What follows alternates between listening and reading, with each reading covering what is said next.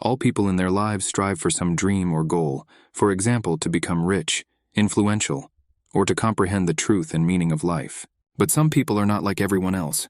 This man wanted to be strong. This desire for strength remained with him even in his second life. In this fight, we see one man fighting against a large crowd. They shout at him, asking if he knows who they are. The men got tired of the boy's strange movements and decided to attack him all at once. However, he manages to avoid being surrounded by them and uses a special fighting technique called capoeira. He managed to knock one of the men down.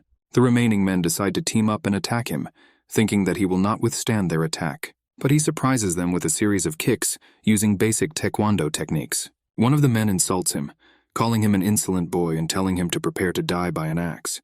But instead, the boy uses another capoeira kicking technique and defeats all his attackers. He laughs at them and asks if it was the best they could do. One of the men complains that the unknown fighter is keeping them at a distance with his strange movements.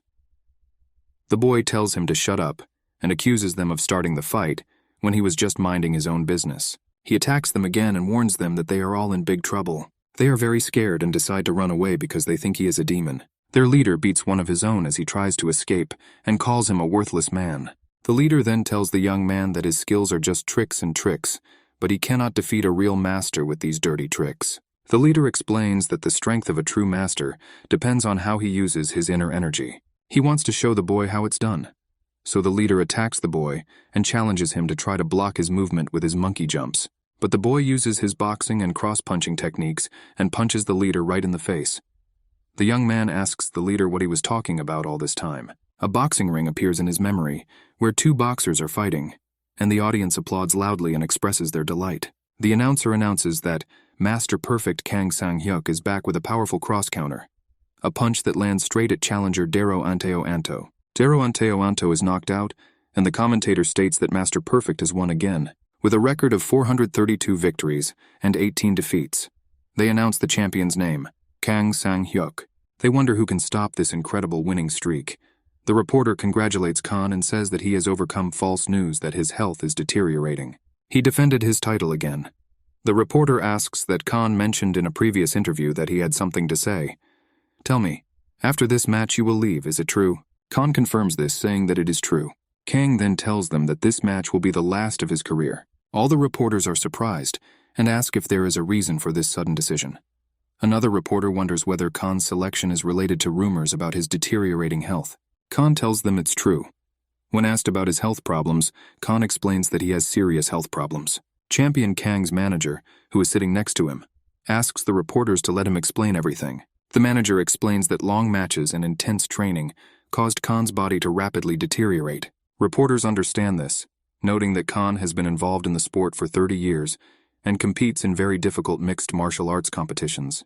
Khan holds the record as the longest-serving champion, and everyone is wondering if this is the end of Mr. Perfect. The manager then announces that due to Champion Kang's health, they will end the interview here. Khan thinks to himself of Mr. Perfect, a nickname he earned after becoming a legendary figure in the world of mixed martial arts. From early childhood, he demonstrated incredible success in martial arts. He has trained in many martial arts such as boxing, Muay Thai, Taekwondo, wrestling, and many more. Khan became a champion just 3 years after he began his mixed martial arts career. He was unbeatable, with an amazing winning streak and many records. But now Khan has been involved in the sport for more than 30 years, and he has to accept it. He defeated everyone in the ring, but time defeated him. He is seriously and incurably ill. The treatment will take a long time and the result is unknown. Khan's heart wants to continue fighting, but his body can't keep up. Fate has robbed Khan of any reason to continue living, and he wonders what he has left. Khan has always been lonely in life, and it looks like he will remain lonely in death. There is no point in living any further. Isn't it better to die now invincible and in the rays of glory? The light is fading. A century of lawlessness, chaos, and endless wars. The Jun Kingdom spread across the continent and fought with those around it. Even though the Jun Kingdom was not as strong as some other major countries, it was very resilient. This was due to the technique of spiritual development that came from India and was taught by Bodhidharma. They combined this with fighting skills to create martial arts. Other countries often tried to control and suppress groups that practiced these martial arts, called Murim schools or sects. But the king of the kingdom, Jun Jusan, saw that these Murim sects had valuable power. It could help them win wars. Therefore he supported and protected them. Ju Sang's successor, Ju Sung, continued to help them. He even made an agreement that the royal family and the Murim sects would not attack each other after the continent was unified. Eventually, the Jun kingdom became the most powerful. This marked the beginning of the golden age of the Murim sects. However, from time to time, conflicts arose between the traditional sects and the demon cult, which was supported by the dominant religion of the time, the White Lotus. This led to a cycle of good and bad times throughout history. The boy learns all this from a book called Juge Jin Book 2. He closes the book. He finds Murim's history very interesting, especially the one called martial arts. The cleaning lady then comes in and asks the boy Yan White if he is here again. She reminds him that they can't let him sneak in all the time because the king will be upset. Young says he's really sorry and thought it might be awkward for the woman. The woman tells Young that this is her job and asks him to let her know in advance next time. Young agrees and says he understands.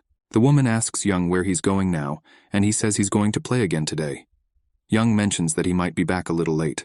The lady reminds him to come home before dinner. Young assures her not to worry and runs away. The woman watches him leave and comments on why boys his age have so much energy. She adds that every time Young leaves, she worries that he might get into trouble. The man nearby agrees with her, saying that he is also worried. In fact, he thinks that the young master from the Golden Tiger Wall will be worth a lot of money, so he hopes that no one else will have time to kidnap the boy. Young reaches the jungle and begins doing stretching exercises. After a while, he decides that this is enough and begins to practice boxing techniques. The voices repeat the words, Mr. Perfect, #1 in the world and the strongest man in the world. His opponent arrives and everyone wonders what match they will see today. The battle begins. Yan's opponent launches a high attack, but Yan easily dodges it. He plans to measure the distance with low kicks and wait for the right moment. However, the enemy uses a cunning move. Young at first thinks it's a tackle, but then realizes it's a trick. Yan continues to practice his moves, punching and kicking into the air among the trees.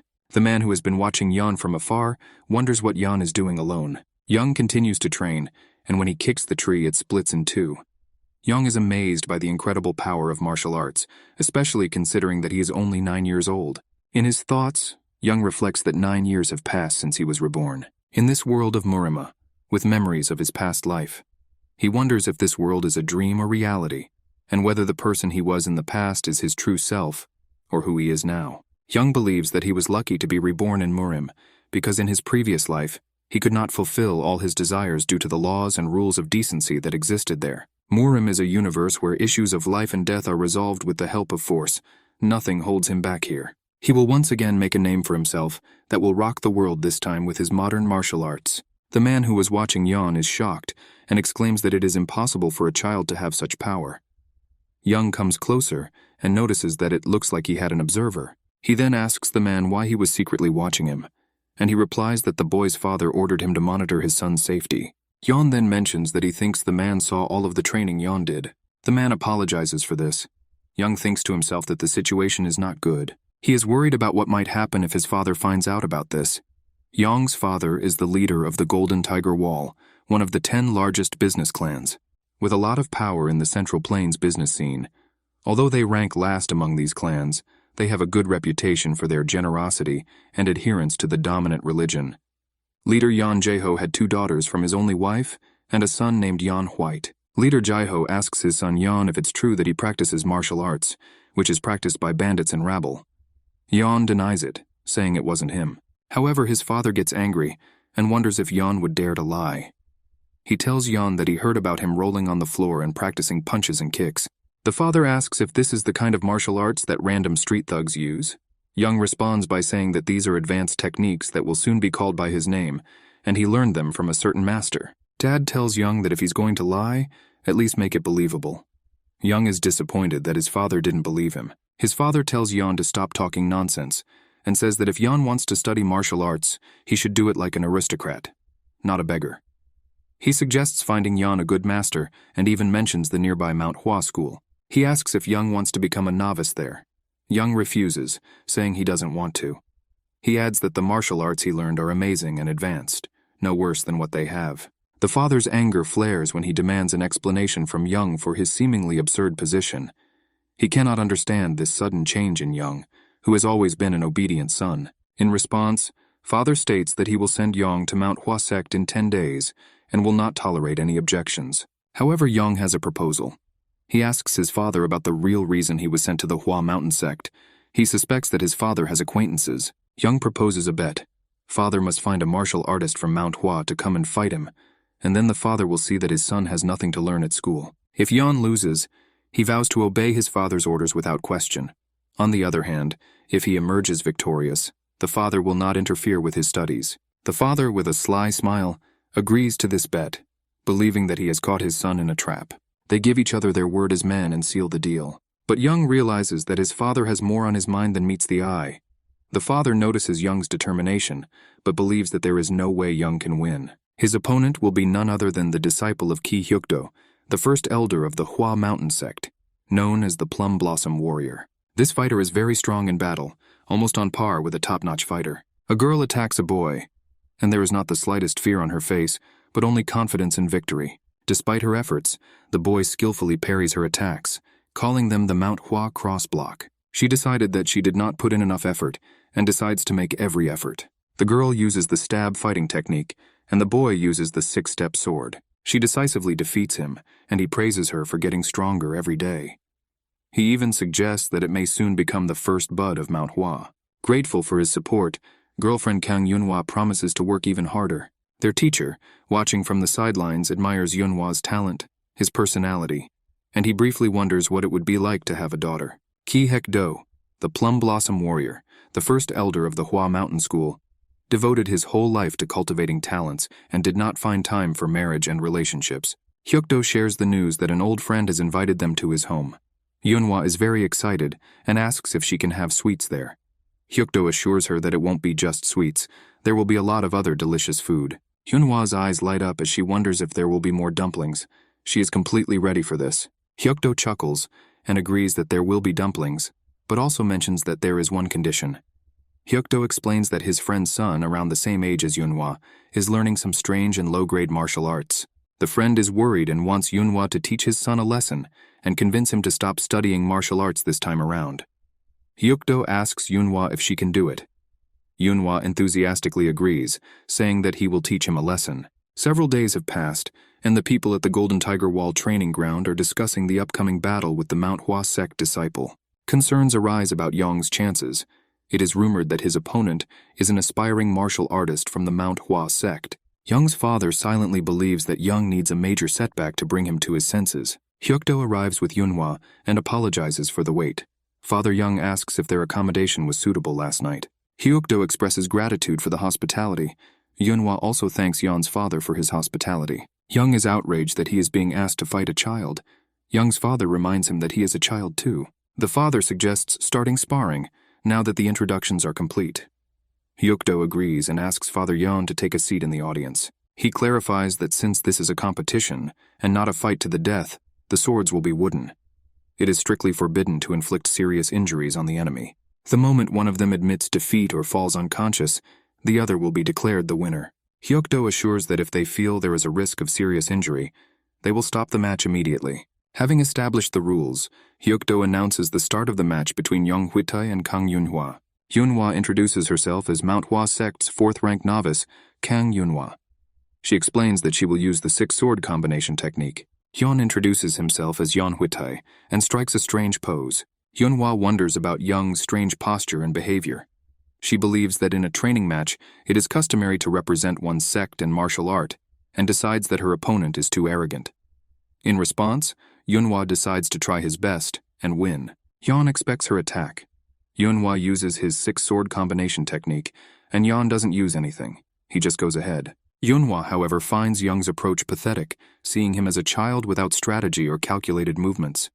She believes that victory is in her hands. As they begin to wrestle, Yan puts his wrestling skills to use and quickly defeats Yunhua on his first try. Takedown. And no wooden sword will help here. The enemy is fast and strong. Young's father, Teacher Hyekdo, and other spectators are amazed at such a quick and convincing victory. They've never seen anything like this. Yunhua protests, claiming that this is not martial arts, but street fighting. Yan counters by saying that winning is all that matters in a fight. Mr. Perfect is not just a champion. He established a remarkable record, winning in all weight categories. from the lightest to the heaviest, one after another. His secret to success lies in the ability to exploit his opponent's weaknesses. During the fight, Yan hits Yunhua with a powerful blow, leaving a dent in the ground. Yan feels like a winner, but his father screams that the brat ruined the fight, and now he's talking about victory. Young is confused and asks if he really messed up. He explains that he stopped the fight because his opponent could not move and would have been seriously injured. However, his father scolds him, stating that what he was doing was not martial art, but a street fight. Young asks why that's bad. He trains and achieves enlightenment. This is martial art. Young gives his father a headache. Hecto thinks the boy is right about something. It's amazing that Young can control his internal energy so well at such a young age. But as a martial artist, Hyukdo cannot consider what they are doing to be a real fight. Hyukdo talks to Yon and says that his fighting is no different from the martial arts of the demonic sex. Hyukdo tells Yon that martial arts is not just about becoming strong.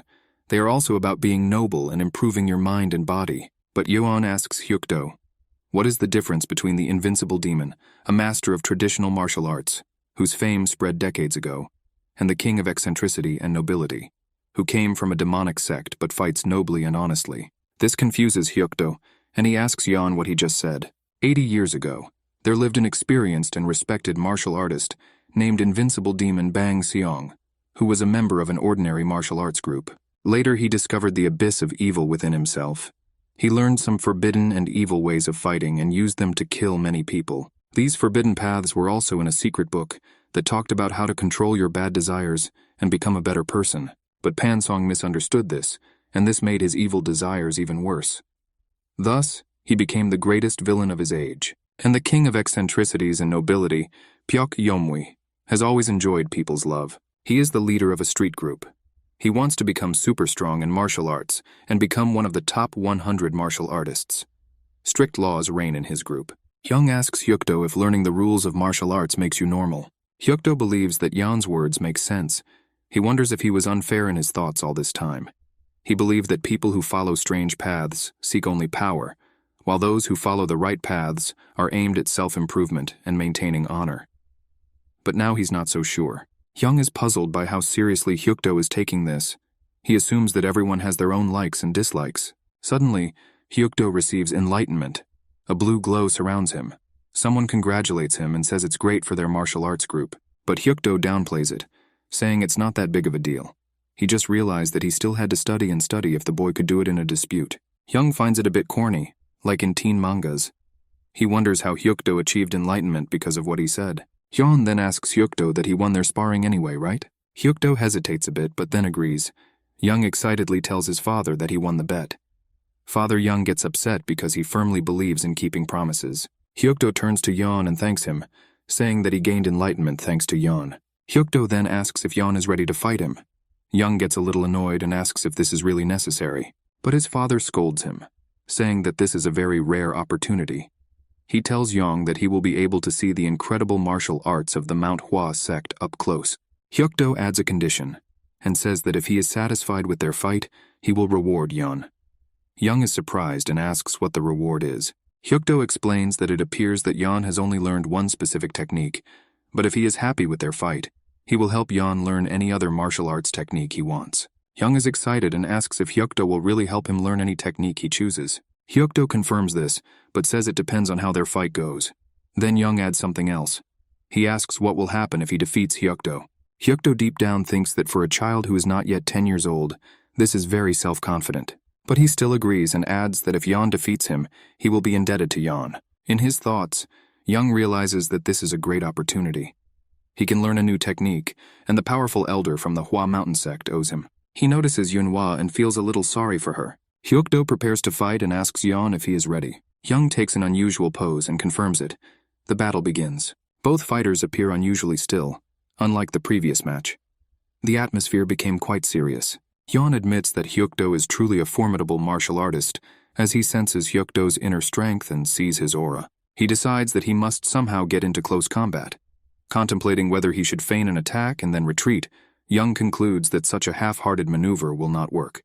He needs to cross the boundaries of the enemy's aura. He understands that weaker fighters often win by taking some damage in order to land a more powerful blow. Hyukdo is surprised and thinks, wow, can Young really see the boundaries of my aura? Hyukdo decides to scare Young a little and increases the aura. Young is shocked and says that this is impossible because the aura is increasing. Hyukdo tells Yeon that if he's just going to stand around and be afraid, he should give up and become a kid again. Hyukdo even tries to hit Yeon with the weapon, but Yeon continues to dodge. Hyukdo notes that Young's footwork is quite interesting. Young moves unpredictably and anticipates Hyukdo's attacks. Young realizes that Hyukdo doesn't take him easy just because he's young. Hyukdo uses both real and fake moves and puts a lot of aggression into them. Young believes that if he keeps moving like this, he might find an opportunity to attack. So Young gets down and says, "This is it," and tries to hit Hyukdo. But there is a sword in the way of his hand, which blocks his blow, and the boy hangs on it. He's in a lot of pain, but he doesn't make a sound. Hyukdo admits that if Yeon continues to improve, he will become incredibly skilled. He feels the need to teach Young a lesson of failure, to help him grow. But then suddenly Yeon grabs Hyukdo's hand, saying that it's his turn. And he wants to answer with dignity. He uses wrestling techniques. Hyukdo realizes that Young is willing to sacrifice a little in order to deliver a powerful blow. Young's father notices this strange technique again. Young uses a jujitsu technique called the elbow punch. Yeon realizes that he caught Hyukdo with this move, no matter how experienced Hyukdo is. Once trapped in this submission hold, it will be difficult to escape. Hyukdo pushes Young hard with his hand, and Young wonders how strong Hyukdo's inner strength is. Hyukdo then picks up Yeon and throws him to the ground with force. Help! The child is being killed. That's the last thing Yeon thought. Young passes out and later wakes up in his bed. His body is bandaged and he is in pain. Young realizes that he has lost the fight. Although it is disappointing, Young believes that the experience has brought him some benefit. He believes that everyone has moments of victory and defeat in life. Even if you're upset about losing, you shouldn't give up. Someone outside the room announces that Young is finally awake, and they enter. This is Hyukdo. Hyukdo asks Young how he felt. Young asks, "How does it feel?" Hyukdo says, "Losing for the first time in your life is pretty bittersweet, right?" Young replies that this is not the first time he has lost. Hyukdo asks, "Oh really?" He didn't expect to find such an experienced guy like Yeon in this field. Hyukdo tells Yeon that if he intends to follow his own path in martial arts, he has some options. Hyukdo then asks Yeon if he is training to become stronger or just wants the excitement of battle. Young replies that he just wants to enjoy the fight. He believes that it is more effective to try to improve existing martial arts instead of learning completely new ones. Hyukdo asks why Yeon then avoids studying existing martial arts. He notes that these different martial arts have their own strengths. Hyukdo asks Yeon if he is willing to give up these benefits. Young realizes that Hyukdo is right. Young believes that he was stubborn by ignoring well-developed martial arts in this world and adheres to the modern martial arts of his previous life. He realizes that criticizing Elder Ki Hyukdo before the fight was a contradiction. Hyukdo finds Yeon truly charming, as he seems to gain enlightenment himself. Hyukdo is excited to see how much stronger Yeon will become the next time they meet. He wishes Young all the best until they meet again. Young stands up and thanks Hyukdo. Hyukdo invites Yeon to visit Mount Hwa next time, and Yeon agrees, saying that he will do it. Hyukdo then leaves. 10 years later. During this time, the youngest master of the Golden Tiger Wall had grown into a respected teenager. Young goes outside and realizes that it is so bright, perhaps because he has not been out in the sunlight for a long time. He did not expect his isolated training to last so long, but during this time he managed to reach the highest peak level. After that fight with the school masters, Hwa Young was able to break free from his father's control. He continued to practice modern martial arts and work on improving his internal energy. Young just finished a whole year of training in isolation and returned home. He goes to his father, who is drinking tea, and says that he has returned. His father asks if he's really back, and Yeon confirms it. His father tells him to get out of the estate. This is unexpected for Yeon. His father wonders how long Yeon plans to continue training without doing anything else. He thinks that now that Young is older and stronger, he should explore the world and travel. And deep down, his father hopes that his son will get married. Young explains that he wants to continue training to become even stronger in case he encounters unforeseen circumstances. He is afraid of encountering groups of martial artists while traveling. Young's father hits him on the head in frustration and asks if he's joking. He wonders why martial artists travel in groups. He believes that once Yeon reaches the highest peak level, he will be respected no matter where he is. He tells Yeon to visit his sister from the Nangong clan and introduce himself to her relatives as a first step. The Sword Emperor Nangong Jocheon resides there and can accept his request for a duel. Yeon agrees. He orders Young to leave the next day.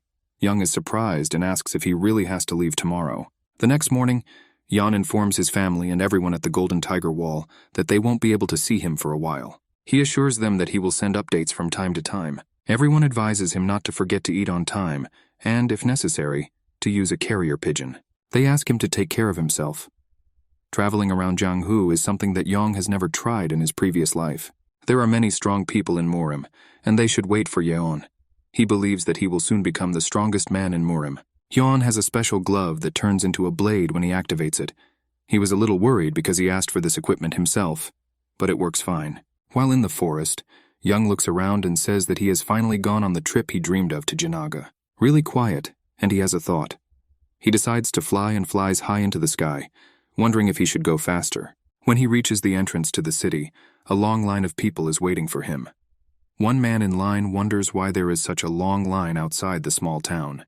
He thinks that if he knew Qinggong, he could fly in and skip the line. The man behind him tells him to be realistic, saying that people can't really fly.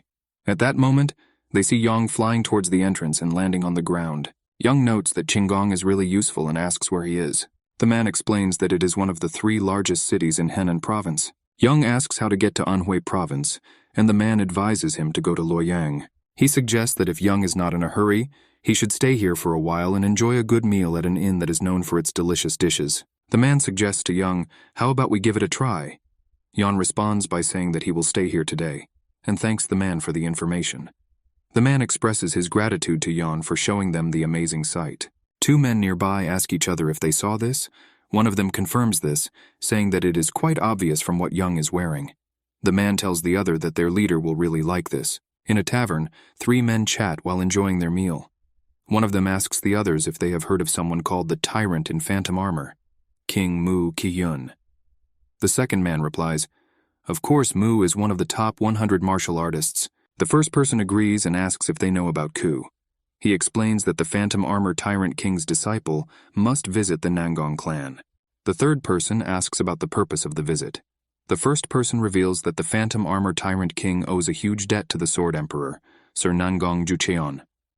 That's why he sends his disciple to bring him the gift. As a result, the Nangong clan prepares a formal reception for the disciple. Young overhears their conversation. While chewing his food, Yan wonders if the Phantom Armor Tyrant King's disciple is also heading to the Nangong clan. He thinks that if things go well, he will be able to see the Phantom Armor Tyrant King's martial arts. Suddenly, troublemakers arrive at the inn and demand that a path be cleared for them. The 3 men who were talking earlier wonder why these troublemakers are here and decide to run away to avoid any trouble. The troublemakers start kicking the door and breaking it down. Their leader, Kwang Suak, announces that the Dark Heaven sect will take control of the inn from now on. He assures everyone that if they cooperate, nothing bad will happen. People are wondering why a supreme martial artist is in such a place. Guan calms them down, saying that they are here to meet the disciple of the Phantom Armor Tyrant King. Some men wonder if the disciple of the Tyrant King in the Phantom Armor is really here. Yan thinks to himself that he doesn't know who the disciple of the Tyrant King of the Phantom Armor is, but he will be in trouble because these troublemakers are after him. Quan approaches Yan and calls him the disciple of the Tyrant King in Phantom Armor, asking him to come with them. Yan is so surprised that he spills the water he was drinking. He tells Guang that he is not the disciple of the Tyrant King of the Phantom Armor.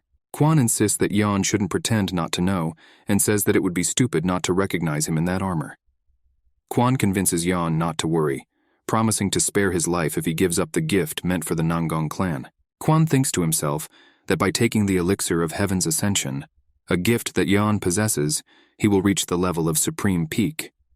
Then this region will belong to Kwang. Young realizes that talking to Quan and his men probably won't work because they seem stubborn. So Young decides he has no other choice. He gets up and starts to leave. One of Quan's men tells Quan that Yan is trying to escape. Quan asks if Young really looks like he's running away. Young looks back at them and invites them to come with him.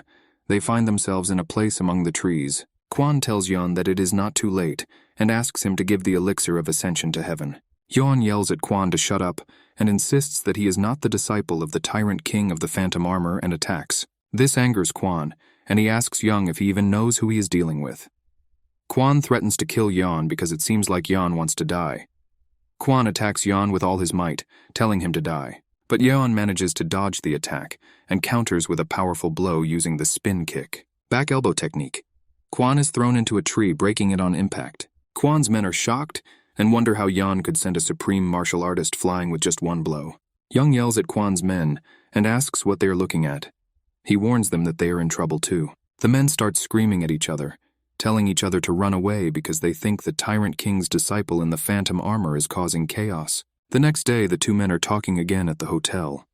One of them wonders what happened to the disciple of the Tyrant King of the phantom armor yesterday. The other guy says he's curious too. The first man explains that since Yeon was taken away by first martial artist Invincible Single Shield and his followers, he doubts that Yeon escaped without getting hurt. Another man suggests telling the authorities, although it is too late. He feels sorry that a young man like Yeon became a victim. The first man asks what if they face retribution when the troublemakers find out.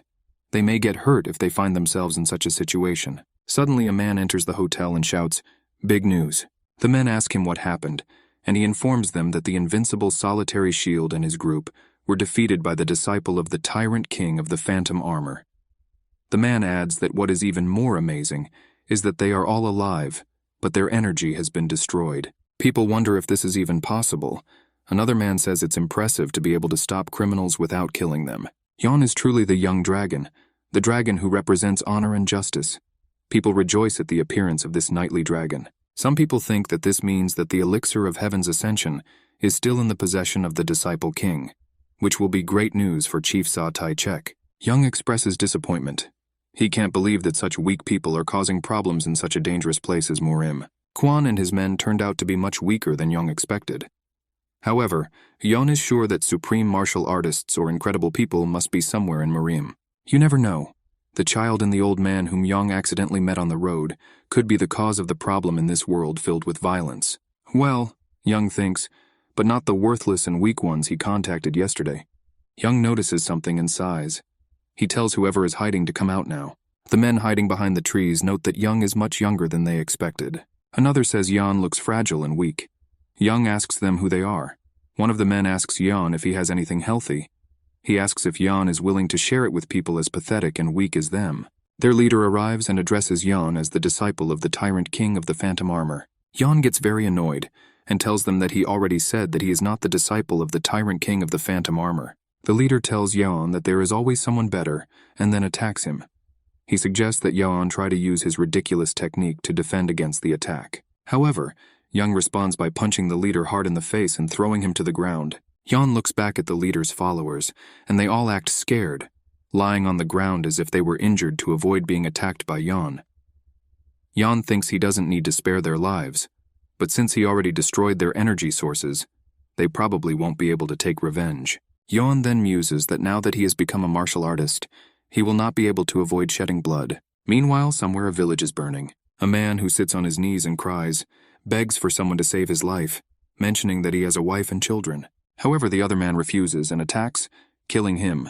The man tells the lifeless body that he shouldn't have crossed his path, and that's why he had to destroy the entire village because it upset him so much. This person is the Fist Demon, the twin brother of the Palm Demon. Someone approaches the Fist Demon and tells him that they have no time to waste. They must find the Tyrant King's disciple in the Phantom Armor before he arrives in Nangong. This person is the Palm Demon. Fist Demon urges Palm Demon not to worry, saying that he is almost certain that the disciple has not yet reached Luoyang. Palm Demon asks Fist Demon how he knows this. Fist Demon replies that he has good instincts. Palm Demon finds it surprising that Fist Demon himself says this. They leave, and behind them remains a destroyed village. In the forest, Young calmly drinks tea with the men. One of them informs him that to get to Luoyang, he just needs to keep walking in that direction for about another half day. The man invites them to travel together as they are heading in the same direction. Young agrees, thinking it's nice to have friends. He hopes that this will put an end to the pesky troublemakers following him. Yeon also genuinely wonders who the current disciple of the Tyrant King in the Phantom Armor is. Suddenly there is a huge explosion that shakes the surrounding area. Young acts quickly to ensure the safety of the men accompanying him. They gratefully thank him for his quick response. Young advises them to leave the place immediately due to the existing danger. The Fist Demon and the Palm Demon arrive. Fist Demon addresses Palm Demon, confirming that his previous prediction was indeed accurate. The Tyrant King's disciple in the Phantom Armor has not yet arrived in Luoyang. Yeon's voice rises as he yells at them, revealing that he is not the disciple of the tyrant king of the Phantom Armor. Demon Fist asks if Yan expects them to believe his words. The Palm Demon, on the other hand, admires Yan's courage to speak to them so boldly. He explains that they are known as the Fist Palm Twin Demons, notorious villains from previous generations. These two were very bad criminals who liked to hurt people and kill for no reason. They became enemies of the Murim world and angered many people. But they were elusive because of their skill and animal instincts. Palm Demon explains that they planned to take a break until they reached a certain level, but they heard that Yang had the elixir of heaven's ascension. In response, Yan quickly kicks the Palm Demon, causing it to fall to the ground. The Fist Demon angrily scolds Yan, accusing him of cowardly attacking. He then tries to attack Yan. Yan realizes that the Fist Demon's attack is fast but straightforward, presenting an opportunity for him to close the gap. However, the Fist Demon lands a powerful blow on Yan, causing him great pain. Yang realizes that if it weren't for his armor, the Fist Demon could have ripped out Yang's heart. Demon Fist ridicules Yan, calling him a fool and asking if Yan believes he can anticipate the quick movements of Demon Fist's snake strike. The Palm Demon intervenes, telling Yang that he is not protected. He activates his cannon shot palm and attacks Yang. However, when the dust settles, it becomes clear that Yan was unaffected by the attack. Palm Demon suggests that Yan is not an ordinary child. The Fist Demon suggests ending the confrontation as quickly as possible, and the Palm Demon notes that there hasn't been such an interesting goal for a long time. Yang realizes that both the Fist Demon and the Palm Demon are very skilled fighters, but they have similar fighting styles. The Fist Demon attacks Yan, telling him that regret won't help now. He activates his powerful Death Hurricane Fist technique. Yang realizes that he can't just dodge because the Palm Demon is waiting to attack him. Palm Demon notices that Yan is intentionally leading Fist Demon's attack in a different direction from his own. Yan also uses footwork that Palm Demon has never seen before. However, the Palm Demon doesn't allow a young man like Yan to make a fool of him. He activates his cannon shot palm and attacks Yang. Yan runs after the Fist Demon. The Fist Demon asks if Yan thinks he can survive by just hiding behind him. He activates his quick snake lunge technique and attacks Yang, thinking that this is the end. But Yan manages to kick Demon Fist so hard that he coughs up blood. The Palm Demon yells at Yang, demanding to know what he did to the Fist Demon. Yang shows the knife in his boot and says that the twins were overtaken by karma for killing innocent people. The demon tells Yan to be quiet and attacks him, threatening to crush Yan into fine dust, saying that the elixir of heaven's ascension has no meaning. Palm Demon uses its powerful cannon shot palm attack, striking Yan at full force, sending him flying. The demon scolds Yan for such arrogant behavior, believing that Yan turned to dust along with the elixir of ascension to heaven. However, to his surprise, Yan suddenly flies down from above, asking who turned to dust. The demon angrily asks Yan when he went into a jump. Yan advises them that if they want to save their lives, they should surrender now. Demon Palm warns Yang that even with Qinggong, he won't be able to dodge this attack. He screams, palm cannon shot, and attacks Yan. In response, Yan uses the spin kick technique to counterattack the opponent. The Palm Demon falls to the ground, blood pouring from its mouth. Fist Demon then asks Yang if he thinks he is any different from them. He states that the smaller number of people Yan killed, compared to the Fist Palm Demons, does not change the fact that Yan will eventually become addicted to killing and obsessed with it, just like them. Fist Demon ominously tells Yan that he will see him in hell and falls lifeless. With a mouthful of blood, Yang counters that they don't know for sure. Yang looks around the area, suspecting that someone is secretly watching him. He calls upon the hidden observer to reveal himself. The hider apologizes, admitting that he may have stumbled upon it by accident. He admits that he had the urge to help, but Yan's fighting skills were so dominant and impressive that he felt obligated to just watch. Yang wonders why the observer chose to remain passive rather than intervene. The man expresses sincere regret and offers to do everything to make amends, seeking Yang's forgiveness. Inwardly, Yan theorizes that the man may be affiliated with the Orthodox faction based on his polite manners and knowledge of martial arts observation etiquette. The columnist praises Yan for his remarkable skills, expressing surprise that he was able to single-handedly defeat the notorious criminal mercenaries, the Fist Palm Twin Demons. Yan is puzzled by the mention of a reward. He asks for clarification and asks if the government actually gave a reward to the criminals.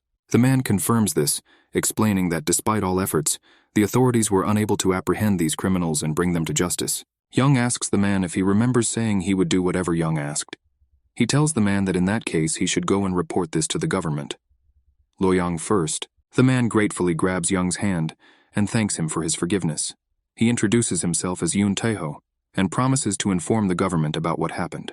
Yeon introduces himself as Yeon Havitai and tells Eun that they can meet again if fate allows it. At the Loyang Provincial Government Office, a man offers Yeong a bag of gold and says that it was a great honor for him to personally meet the famous Night Dragon. Yeong is surprised and asks, "Nightly Dragon?" He wonders when people started calling him such a scary name. Yeon takes the bag of gold and asks if it is a reward for the twin demons of fist and palm. The man confirms this and mentions that there is about 1 gold nyang in the bag. Yeon mentally calculates that a typical commoner's monthly expenses are about 1 silver nyan, and 1 gold nyang is equal to about 100 silver nyangs, so that's a lot. He is impressed that Yoon Tae-ho kept his promise.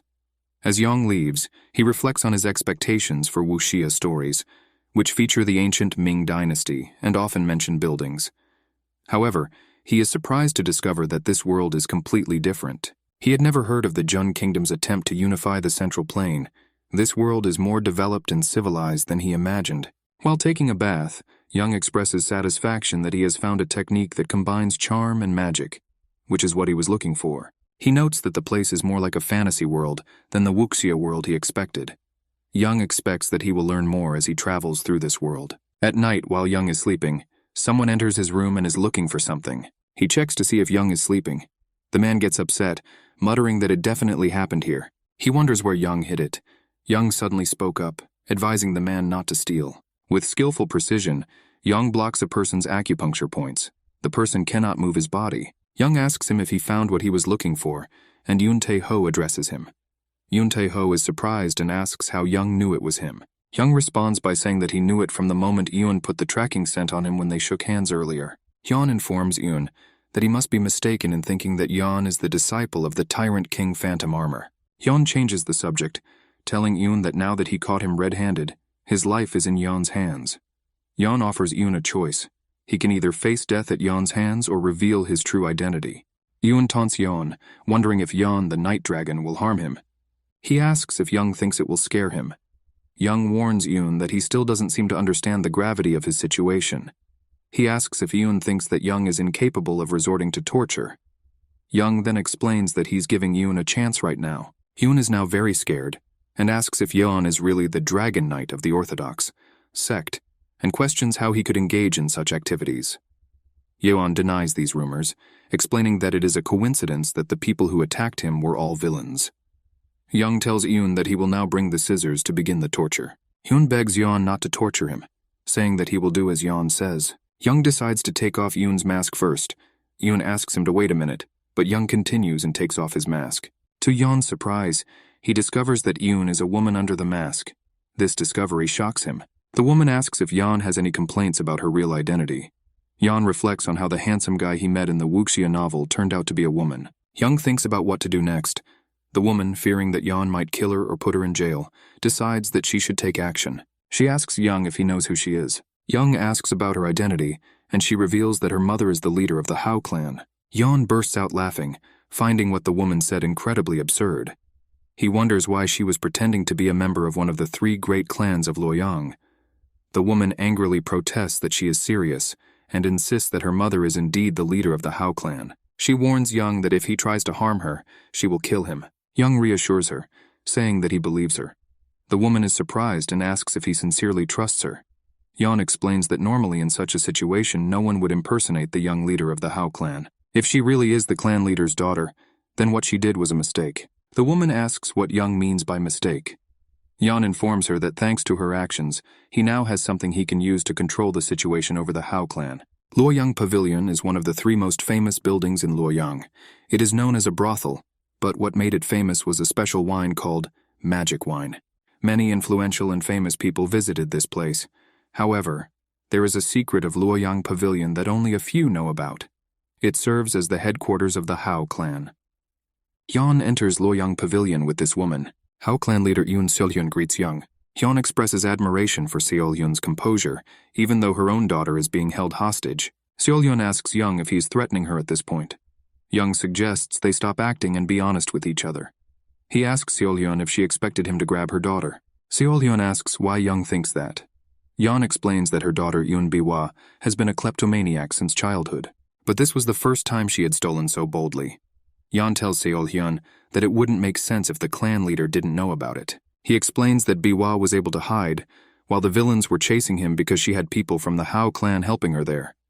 Yeon also notes that it was Seol-hyun who spread the rumor that he was the Tyrant King's disciple. Seol-hyun responds by saying that Young's guess is a little far-fetched. Young raises his voice, telling her not to pretend she doesn't know. He explains that the only organizations capable of spreading rumors so quickly are the Beggars and the Hao clan. He adds that the proof is her daughter, who was captured by Yeon. Biwa intervenes, shouting that this isn't fair. Seol-hyun starts laughing and praising Young, calling him amazing.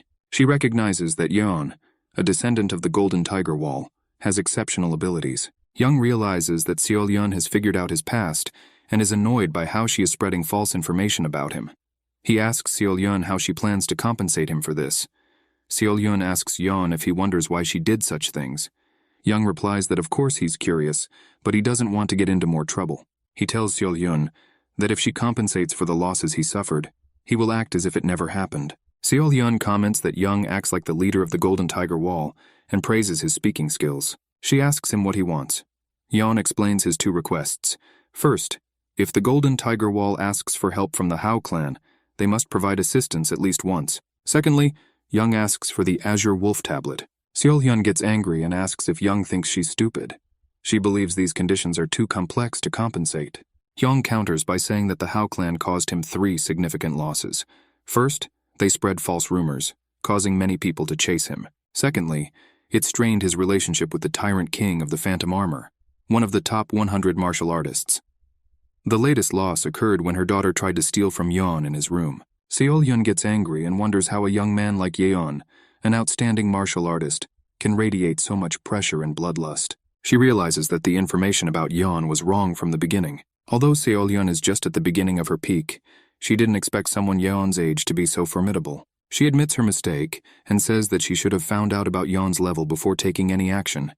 Seol-hyun asks Young about the last condition. Young says it's not a big deal. He asks her to provide him with a list of Jianghu's top 100 martial artists. Seol-hyun asks why if Young plans to challenge each of them to a fight. Young confirms this, saying that he needs this experience. Seol-hyun admits that a rising martial artist like Yeon could benefit from such challenges. She also reveals that it is true that the Tyrant King's disciple in the Phantom Armor possesses the elixir of heavenly ascension and plans to give it to the Nangong clan. Seol-hyun informs Yeon that she was asked to ensure his safe arrival and was paid a large sum for it. Young understands and asks her why she is telling him this. Seol-hyun apologizes for involving Yeon in this incident. Young says he's fine as long as he gets compensated and doesn't want to dwell on it. Regarding his daughter's misdeeds, Young hopes that Seol-hyun will punish her severely. Biwa protests and asks why she should be punished. Yeon realizes that being on the list of the top 100 martial artists is a good deal. He reads the name of the rank 85 martial artist, Dam Hoge, and feels happy that Hoge is nearby. Yeon decides that he must fight Hoge. Although Hoge is ranked among the top 100 martial artists, the world pays more attention to his eccentricities than his martial arts skills. Hoge is known for his eccentricity, especially his obsession with discussing topics such as names. Rumor has it that if you can satisfy Hoge with your words, he may give you a token, called a beggar's tablet, which proves your connection to the beggar sect.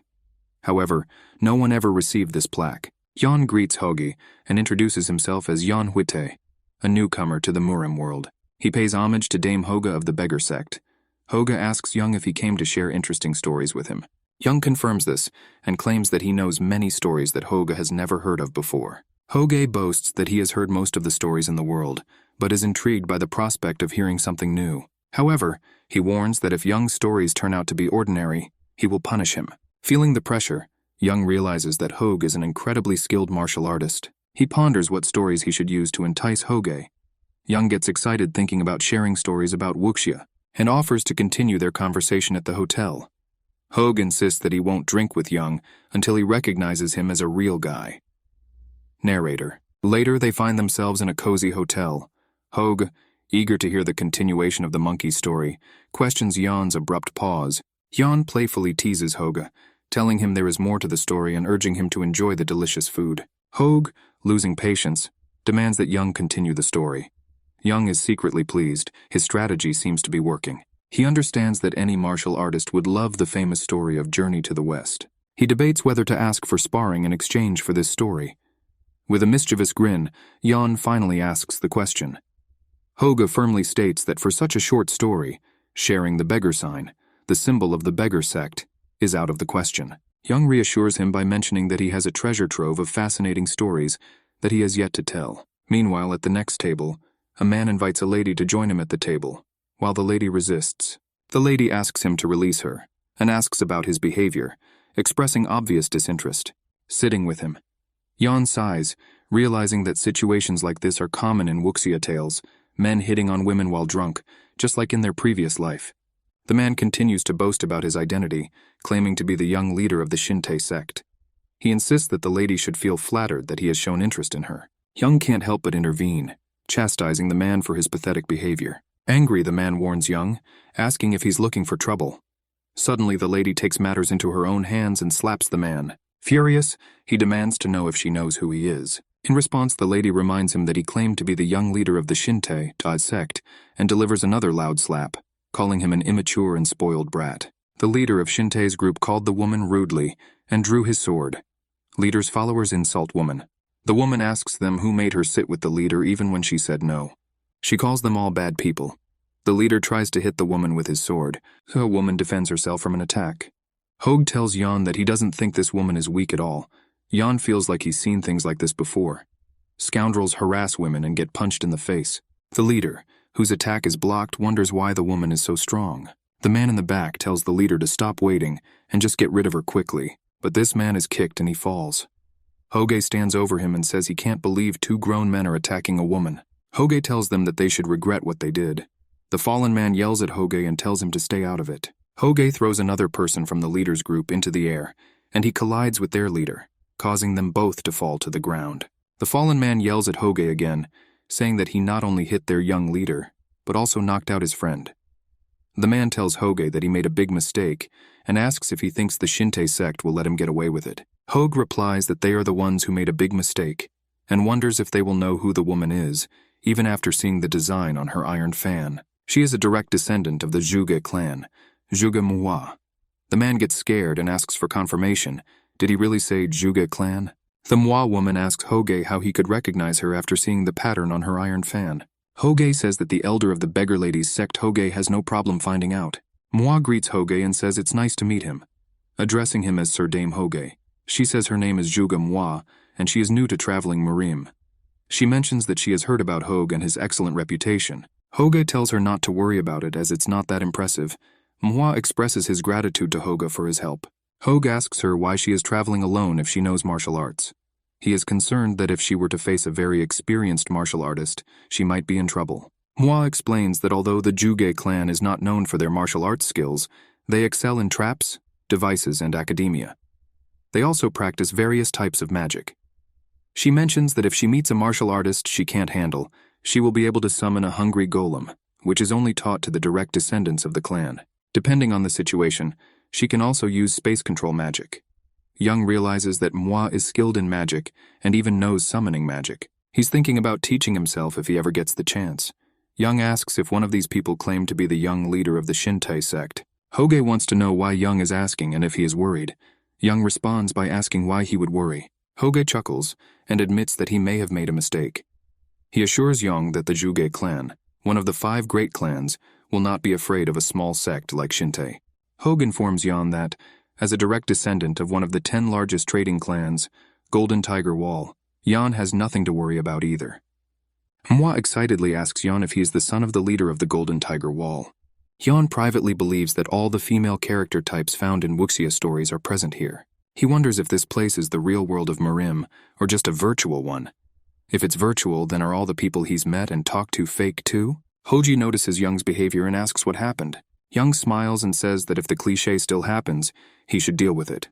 Now, Hoge is puzzled and asks, what kind of cliché? In the Shintai sect, a young leader lies on a bed with a red mark on his face. Shintai sect leader Kang Seokju stands next to his son and angrily asks who dared to harm him. He asks his followers to find out who did this.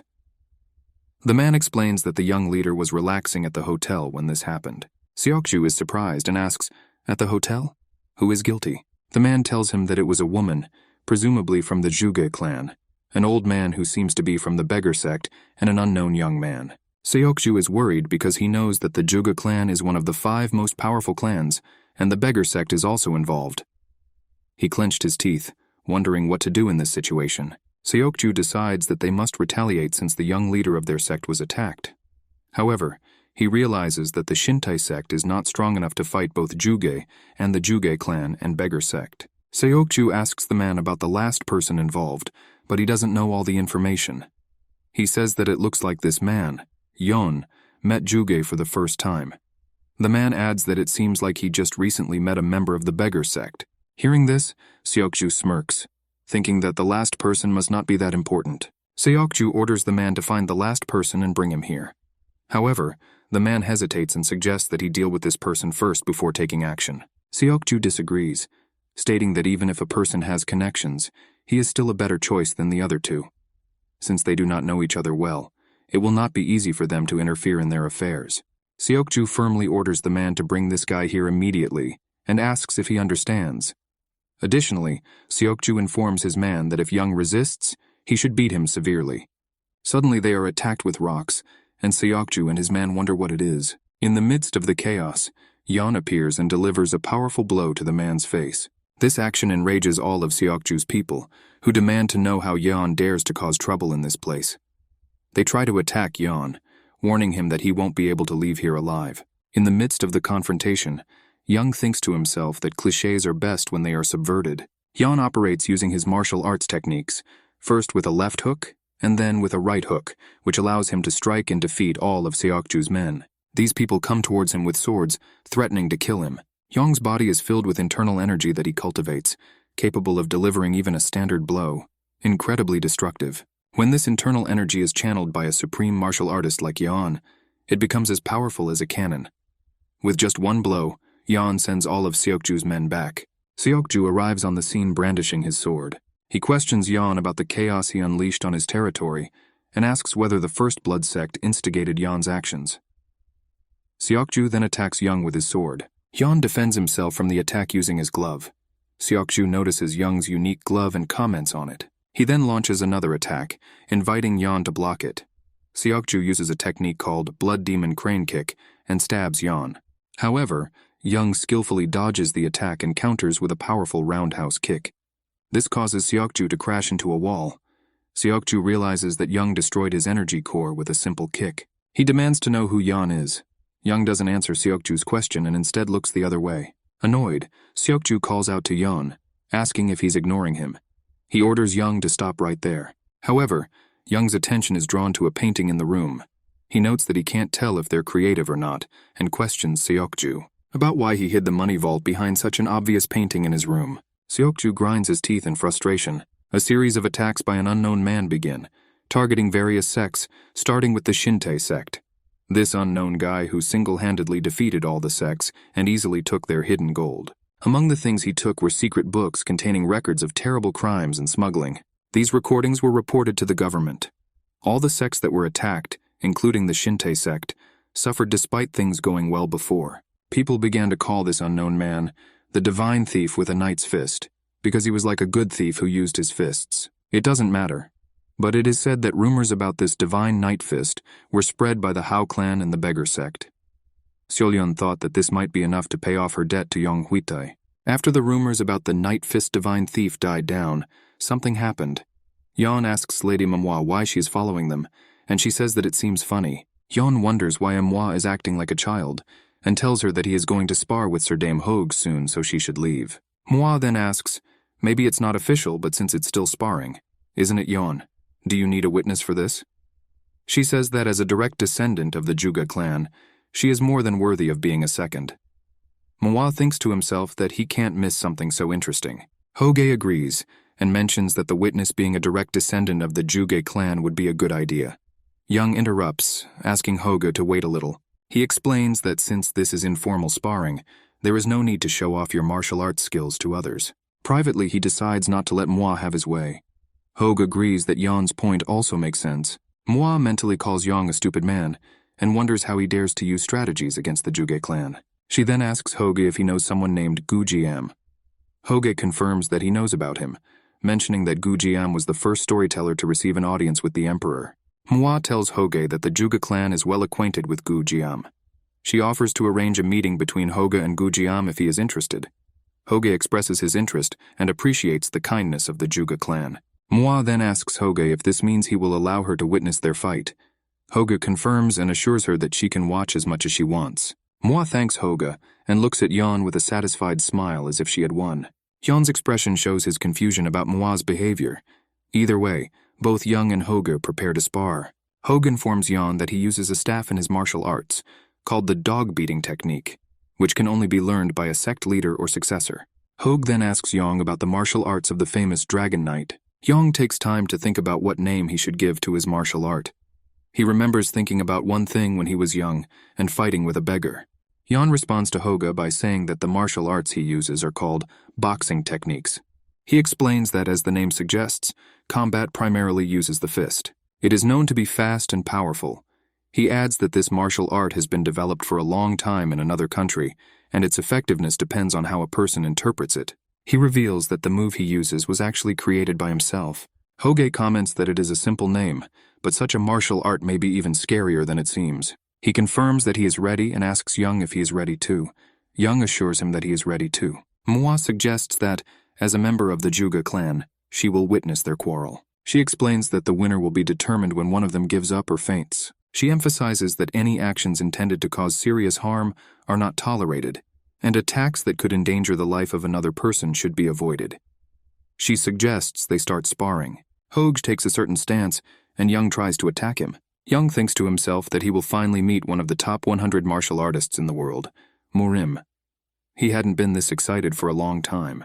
Hoge strikes with his staff, and Yeon successfully defends against it. Manhwa notes that the sparring is going even better than she expected. Yeon launches an attack. Hoge blocks it, and then Hoge responds with an attack of his own, which Yeon blocks in return. Hoge jumps down to attack Yeon from above, but Yeon skillfully dodges the attack. Hoge tries to hit Young, but he manages to dodge again. Hoge jumps up and tries to strike from above with his staff, but Young dodges and Hoge's staff sticks into the ground. And Hoge continues his series of strikes. Leaning on the staff, he strikes with his foot. In response, Young throws a kick towards Hoge, but Hoge quickly does a backflip to protect himself. He praises Yeon's defensive skills and challenges him with another move. He aims to hit Young.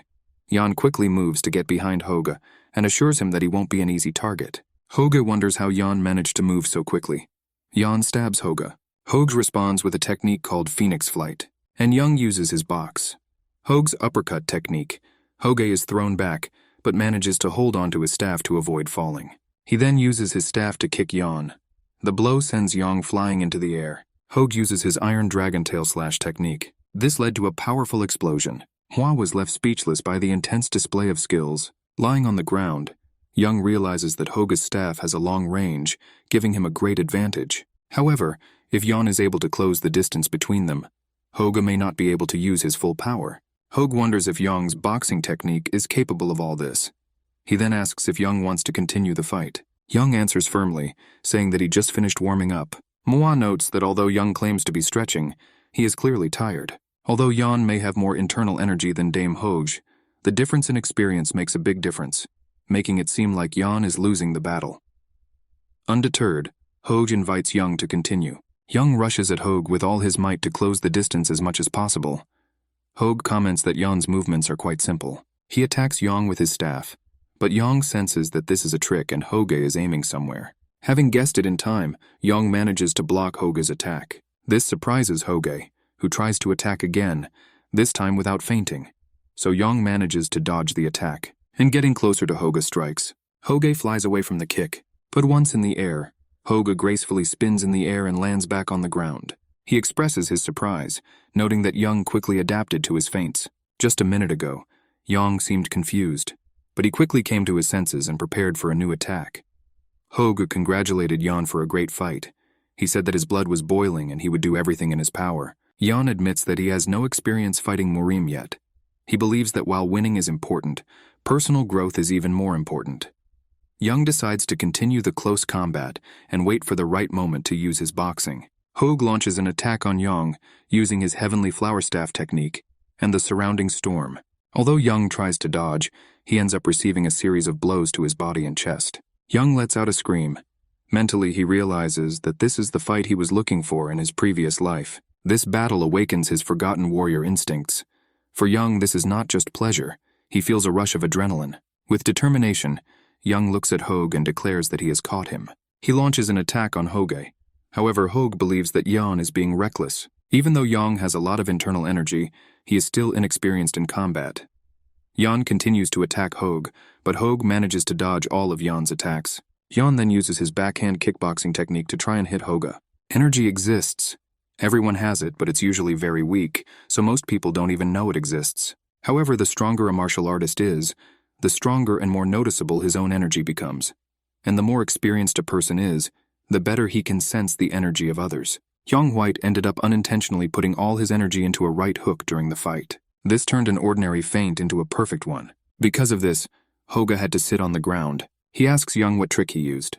Hogue admits that he saw Young's next move, but couldn't react fast enough. Young wonders if Hogue's delayed reaction was due to Young focusing his energy on his right hand.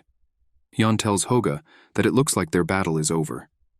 However, Hogue mocks Young, saying that Young must be joking. He calls himself Damn Hogue from the beggar sect, and claims that he will not give up so easily. However, he then falls to the ground. Concerned, Young quickly approaches Hogue, thinking that he might have been shot, possibly in the jaw. Young realizes that even if someone has internal energy, their brain can still be shaken when they are hit on the chin. Muah intervenes and tells Young that he has already won and should stop. However, Young wanted to help Hogue. Hogue manages to get up with Muah's help.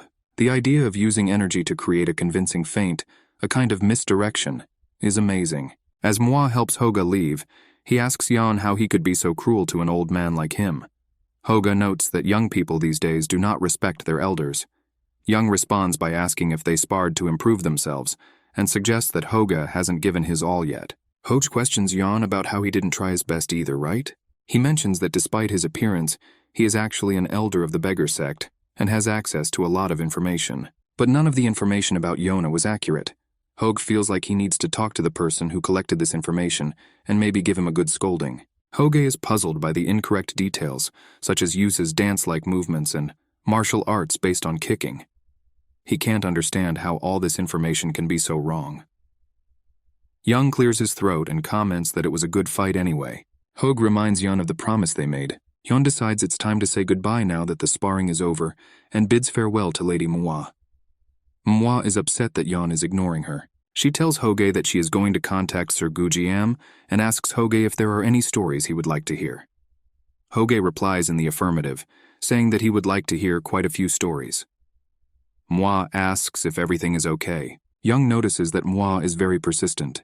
In anger, he yells at her, asking why she continues to behave this way. Muah asks him what he means. Hogue intervenes, asking about their destination. Young replies that he is heading to Anhui province. Muah mentions that she has business in Hefei, which is part of Anhui province. Hogue realizes that they are both heading in the same direction. Muah invites Hogue to join them if he has no other plans. Hogue asks if the elderly man can travel with them. Muah responds positively, saying that they will welcome him. She then turns to Yoan for confirmation, who gets extremely annoyed, wondering how someone could be so shameless. So they travel to Anhui province together. Since there are more people in the group, Young worries that he might have to slow down to fit in with everyone. Since they were all martial artists, they used Qinggong. This skill allowed them to travel quickly and comfortably, so they did not have to sleep in the open. Finally, they arrived in Hefei, in Anhui province. Young notices that Hefei is bustling with people. Muah explains that this is most likely because the Nangong clan and the Sword Emperor are located here. This place has a well-developed information network and a strong economy. The Nangong clan in Hefei occupies a prominent position among the 5 great clans of the Central Plains and is considered the core of the Orthodox faction. They have given birth to many talented people and have maintained their prosperity for many years due to their history and traditions. In addition, one of the top 10 martial artists in the Central Plains, known as one of the 10 Supreme, comes from the Nangong clan. Nangong Juqian, also known as the Sword Emperor, was the former head of the clan, and his reputation alone speaks volumes about the clan's capabilities. Muah mentions that many martial artists in the area came here to apply for the role of warrior guard. Young asks about the guard warriors. Muah is surprised and asks what he means. She wonders if Young knows about this. Hoga intervenes, teasing Young that he is completely out of touch with the world. He explains that the Nangong clan has been recruiting guard warriors for the past few years. Hoga thought that was why Young came here. Young explains that he was just visiting. Hoga mentions that he needs to leave and visit the local branch of the beggar sect. Mekwa suggests we leave it at that. Hoga agrees and expresses some sadness over the breakup. He remembers the story Yon told them during their trip to Hefei and asks Yon about it. Young reveals that it was Hong Gildong's biography. Hoge finds this story about the nightly thief quite interesting and asks Yon to share more when they meet next time. As they say goodbye to Hoga, Mwa also prepares to leave. Young says goodbye to her. As Mwa leaves, she thinks about how Hoga only asked for a story in exchange for a fight. She hoped that Young would share the secrets of his unique techniques, but she's not too disappointed because she found him interesting. She hopes to meet Yon again. Young is in the courtyard of the Nangong clan's house. Young looks around at everyone present and thinks, wow, there are so many people here. It looks like a huge crowd of people. Young can't believe they're all standing there in line. Young decides to join the line too. After waiting for 4 long hours, Young finally reached the table. The person at the table asks the next person to come forward quickly. He tells Young to hurry up because there are a lot of people waiting behind him. The man at the table starts asking Young questions. He wants to know his name, where he is from, what level of martial arts he practices, and what his main weapon is. Young answers by giving his name Young White and adds that he is from Golden Shangxi Tiger Wall. As for his martial arts level, before Yan can finish, the man interrupts him and says, Golden Tiger Wall? Yan confirms and explains that his father is the leader of the Golden Tiger Wall. He also mentions that his first sister married into the Nangong clan, so he has some connections here. The man says to Yan, if he is definitely the youngest son of the Golden Tiger Wall, then why was he standing in that line? Young is confused and doesn't understand. The man explains that if Young has connections with the Nangong clan, or has an invitation, he could simply check himself at the side gate and go inside. The man asks Young, didn't he know that? The man tells Young that this line is actually for people who want to become guard warriors. Young is disappointed in himself for waiting so long. The men standing behind Young in line get angry and ask him what he is doing. They tell him to leave if he's done. They also ask if he sees people waiting behind him. Inside the Nangong clan residence, Nangong clan elder Nangong Huo and Sword Emperor Nangong Juqian are having a conversation. Juqian tells Ho that he called him here because he is thinking of making Myung the young heir in a few years. Ho tells Juqian that he had the same thought. Juqian says that it looks like Huan noticed what they were thinking and asks if he's upset about it. Ho says he hasn't seen any unhappiness from Huang yet. Huang always wanted to live happily with his family. Jushin comments that it is not surprising, and notes that it has been a long time since they got married, but he has heard that they are still very happy together. Huo is glad that his daughter-in-law is a nice person who doesn't cause any trouble. Their happy marriage even causes envy among others. Joqian praises Myung for marrying such a wonderful wife. He then remembers hearing that someone from her family was coming to see him. Ho confirms this, and says that the younger brother from her family just arrived. Ho explains that he is not yet very familiar with how the world works. That's why he queued up to become a guard warrior. Jushan offers to teach him a little personally, since he had a hard day. Ho is surprised and asks Jochian if he is serious. Jochian explains that he heard that the young man is a talented martial artist. All the rumors surrounding him suggest that he must be hiding a lot of skills. Ho thinks to himself that Juxian's interest in martial arts is always strong. Juxian adds that it looks like he will have the opportunity to stretch his muscles for the first time in a long time. Ho agrees to arrange a meeting between Juxian and the young man. Juxian thanks Ho and praises him for being a good son who knows what to do. Later, Yan is in the courtyard when his sister Yan Yuhua approaches him. She greets him, saying it's been a while since they've seen each other, and asks how he's doing. Young replies that he is fine. Yuhua asks Young if the journey here was difficult and wonders if he got into any trouble. Young responds playfully, asking her to relax and saying that she talks like he's always causing trouble. Yuhua demands that he be honest and asks how much trouble he actually got into on his journey. Young thinks to himself that his sister is nagging like the eldest child in the family. Nangong Huan, Young's brother-in-law, arrives and asks if everything is okay.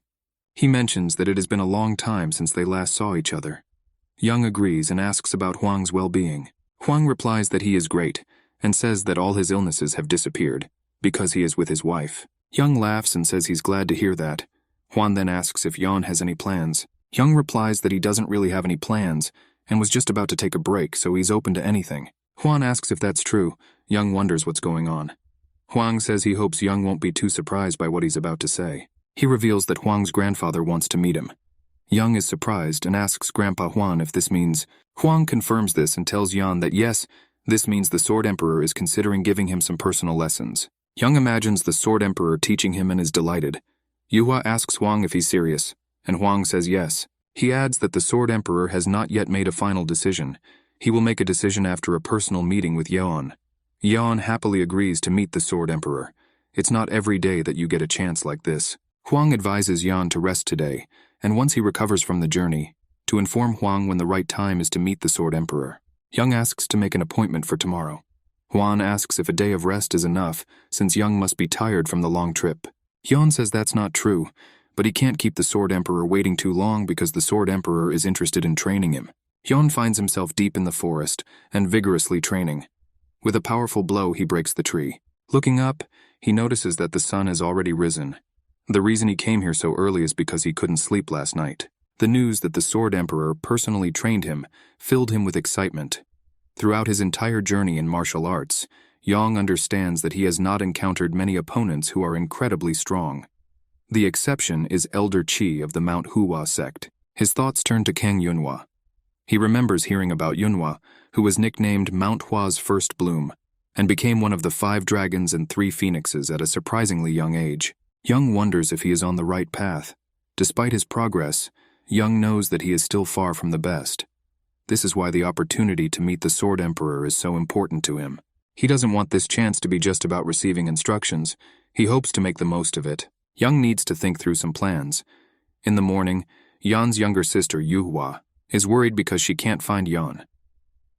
Huang tries to comfort her, telling her not to worry too much. The people around them are talking about Yan.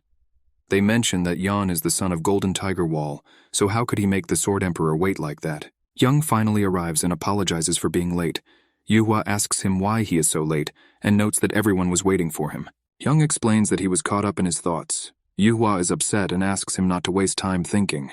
She urges him to apologize quickly and not create any problems. Young agrees and asks her to stop nagging. Feeling the pressure around him, he wonders why it is so strong. He looks at the Sword Emperor and realizes that the Emperor didn't even use his power. Young feels like he could lose consciousness at any moment. The people around scold Yeon, asking how he could keep the Sword Emperor waiting. They urge him to go and show their respects immediately. Young wonders if these people sense a powerful energy around them. He then realizes that the Sword Emperor is testing him. In this case, Young should react accordingly. With great respect, Young greets the Sword Emperor. He mentions that he has just started his journey in the martial arts world and has heard about the great reputation of the Sword Emperor. Yan pays tribute to the Sword Emperor. The Sword Emperor nods and says that is not a bad answer. Young notices that the intense pressure has disappeared. The Sword Emperor explains that meeting someone for the first time is the best opportunity to gauge their character. He reassures Young not to get upset, as this is standard procedure for any student. The Emperor wants to teach. Yan tells the Sword Emperor that he wants to make a strong impression. He also apologizes for showing an immature side to the Sword Emperor. The Sword Emperor finds Yang interesting. Nanggong Huo thinks that the Sword Emperor likes Yang, and what the Sword Emperor says seems sincere. Yang expresses his gratitude.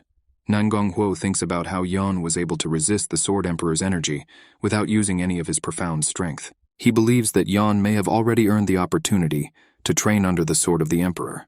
The Sword Emperor then informs Yang that he has conducted a thorough investigation into Yang. However, he found it difficult to believe the information he discovered. The report mentioned martial arts resembling dance and indicated that Yan used both. Young replies that he hears that a lot.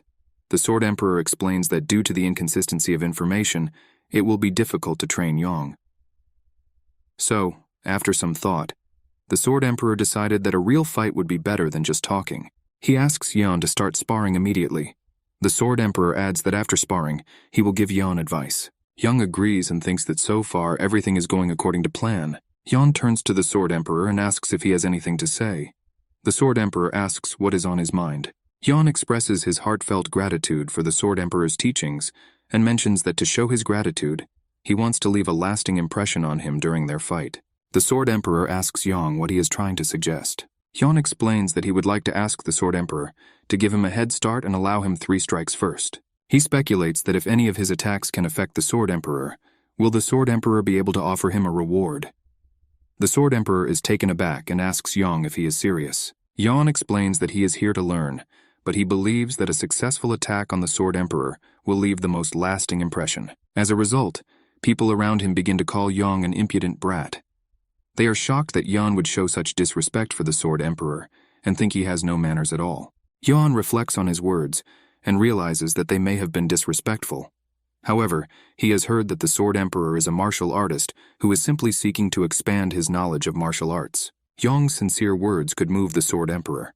After some careful consideration, the Sword Emperor responds to Yang's request, asking him to give his best. The Sword Emperor reveals that as he grew older, he believed that there would be no one who could truly challenge him.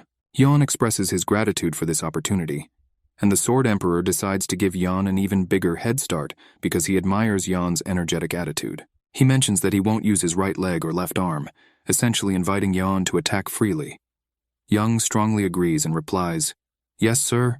The Sword Emperor, expressing his gratitude to Yang's spirit, asks what the reward is. Yang would like to see one of his attacks succeed.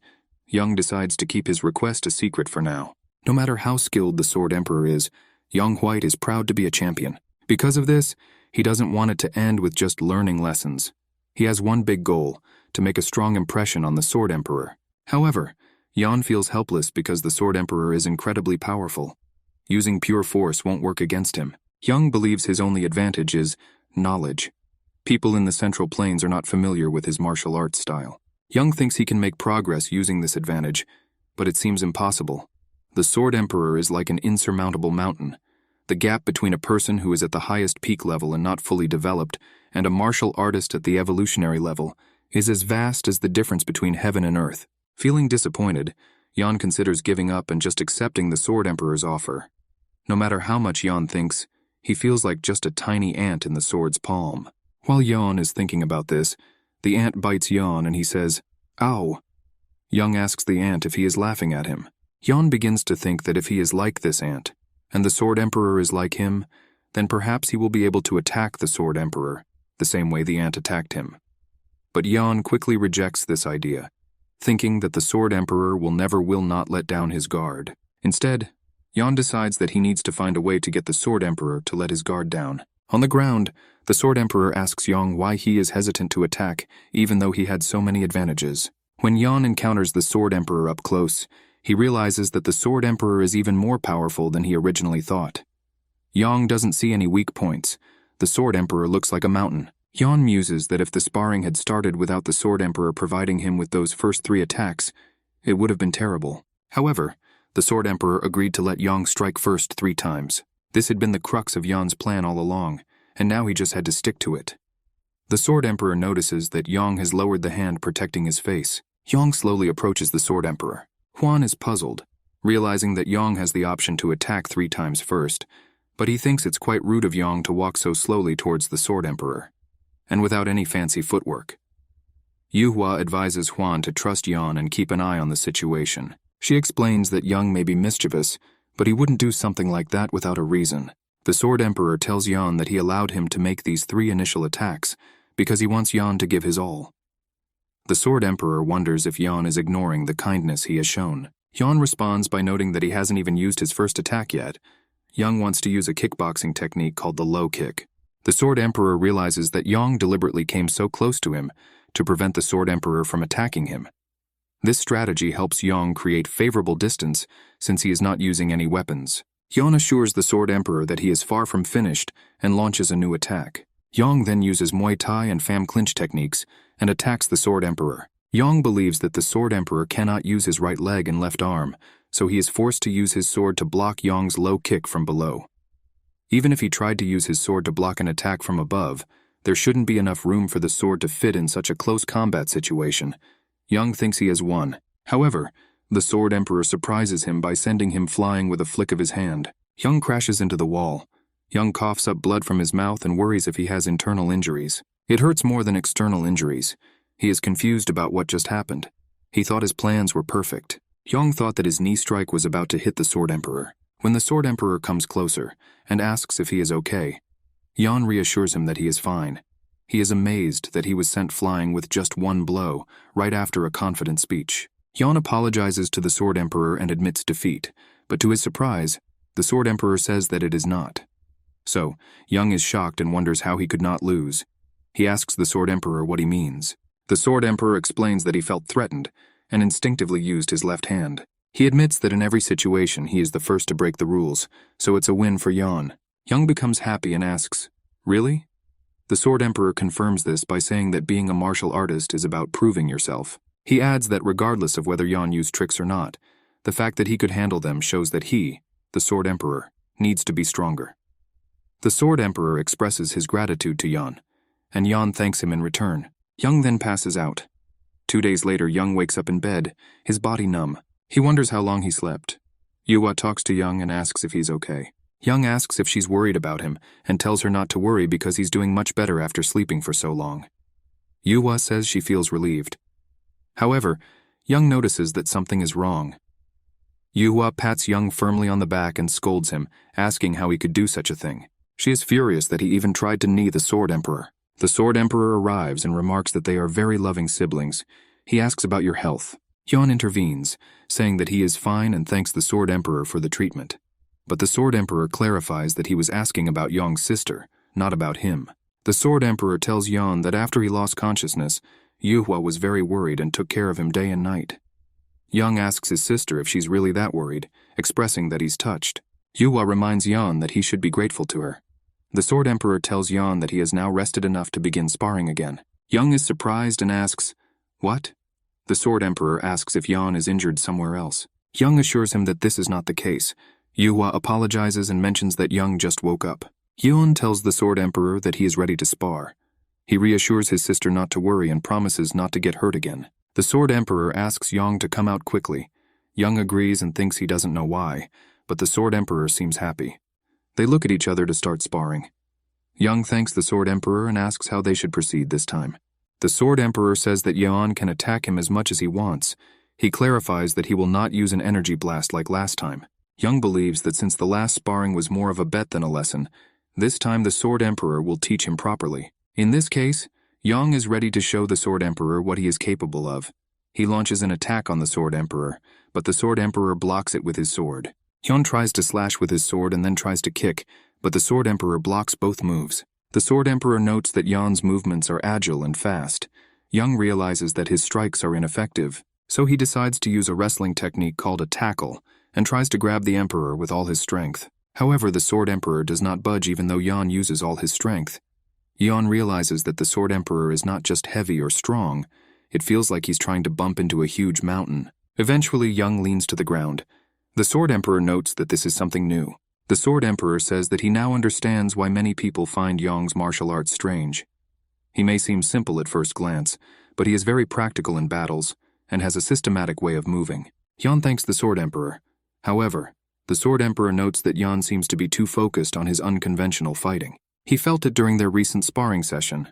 Yan had clearly put a lot of research and training into these moves to effectively destroy his opponents. Most martial artists will not be able to handle this, but with martial artists who are at the highest peak level or above, it will not work. The Sword Emperor then asks Young if he is willing to give up these techniques in order to surpass such formidable opponents.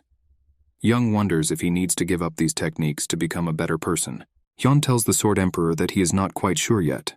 The Sword Emperor admits that what he said might surprise some, but he advises Yan to remember this. The moment Yan gives up his strong attachment to martial arts, he will be able to overcome the highest level he is currently at. Yan asks the Sword Emperor if he knew this already.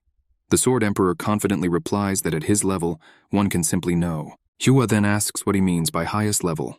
The Sword Emperor explains that this means that Yuhua's younger brother, Yan, has reached a level he should not have been able to achieve at his age. With these words, the Sword Emperor leaves, calling Yang a real pearl. Yuhua asks Yan why he hid something so important from her. Yang begins to explain what he wanted to tell her, but hesitates. Yang sincerely apologizes. As night falls, Young lies down, feeling incredibly tired. His sister had been nagging him all day, and he didn't expect her disappointment. He reflects on the Sword Emperor's previous question about whether he is willing to give up his current techniques in order to surpass certain opponents. He realizes that at some point in his martial arts journey, he may have to give up his usual forms in order to move to a level where there is no movement. If Yan were to give up his current techniques, he wonders if he could reach higher levels. With a sigh, Young admits that he doesn't know for sure. However, he understands the general direction he needs to go in. In the meantime, he decides to spend some time thinking about how he can get there. A few days ago, a significant incident occurred within the Nangang clan. Despite numerous obstacles, the Sword Emperor lost in a sparring match against another person. This person was the elder's daughter-in-law's younger brother, recognized as a promising martial artist. However, within the Nangang clan, Heavenly Squad Captain Nangang Kwol refuses to recognize Yong's martial arts.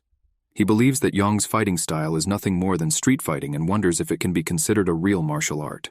That's why Kwol wanted to show Yon what real martial art looks like. But surprisingly, Yong came to find him on his own. Nangang Ki tells Yong that he enjoyed watching Yong spar with the Sword Emperor last time. Yong thanks him for the pleasure. Ki mentions that Yong's martial arts are quite unique and asks where he learned them. Yong explains that he learned it from a master he met by chance when he was young. Ki expresses his curiosity about this mysterious master. Meanwhile, Nangang Kwol angrily slams his cup on the table and wonders how Yong's style can be considered a martial art. Ki tries to calm Kwol down by telling him that he drank too much so he shouldn't talk. However, Kwol insists that Ki must have also seen that the whole sparring process was very difficult. Kwol ponders how such an unusual martial art could even exist in the world. He admits that he should not express this opinion, but believes that the Sword Emperor was too lenient towards Yon during their sparring. Ki, trying to keep the situation calm, suggests that Kwolu stop making such comments. Yon agrees with Kwol's assessment and openly admits that he recognized shortcomings in his martial arts skills.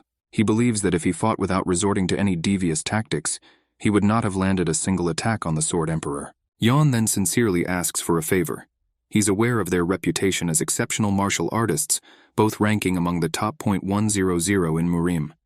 Young politely asks if they can generously help him identify and solve the problem. Kui asks Young for clarification, asking if he offers sparring. Kwol, accepting the challenge, admits that he may have been too critical of Yon earlier and agrees to help.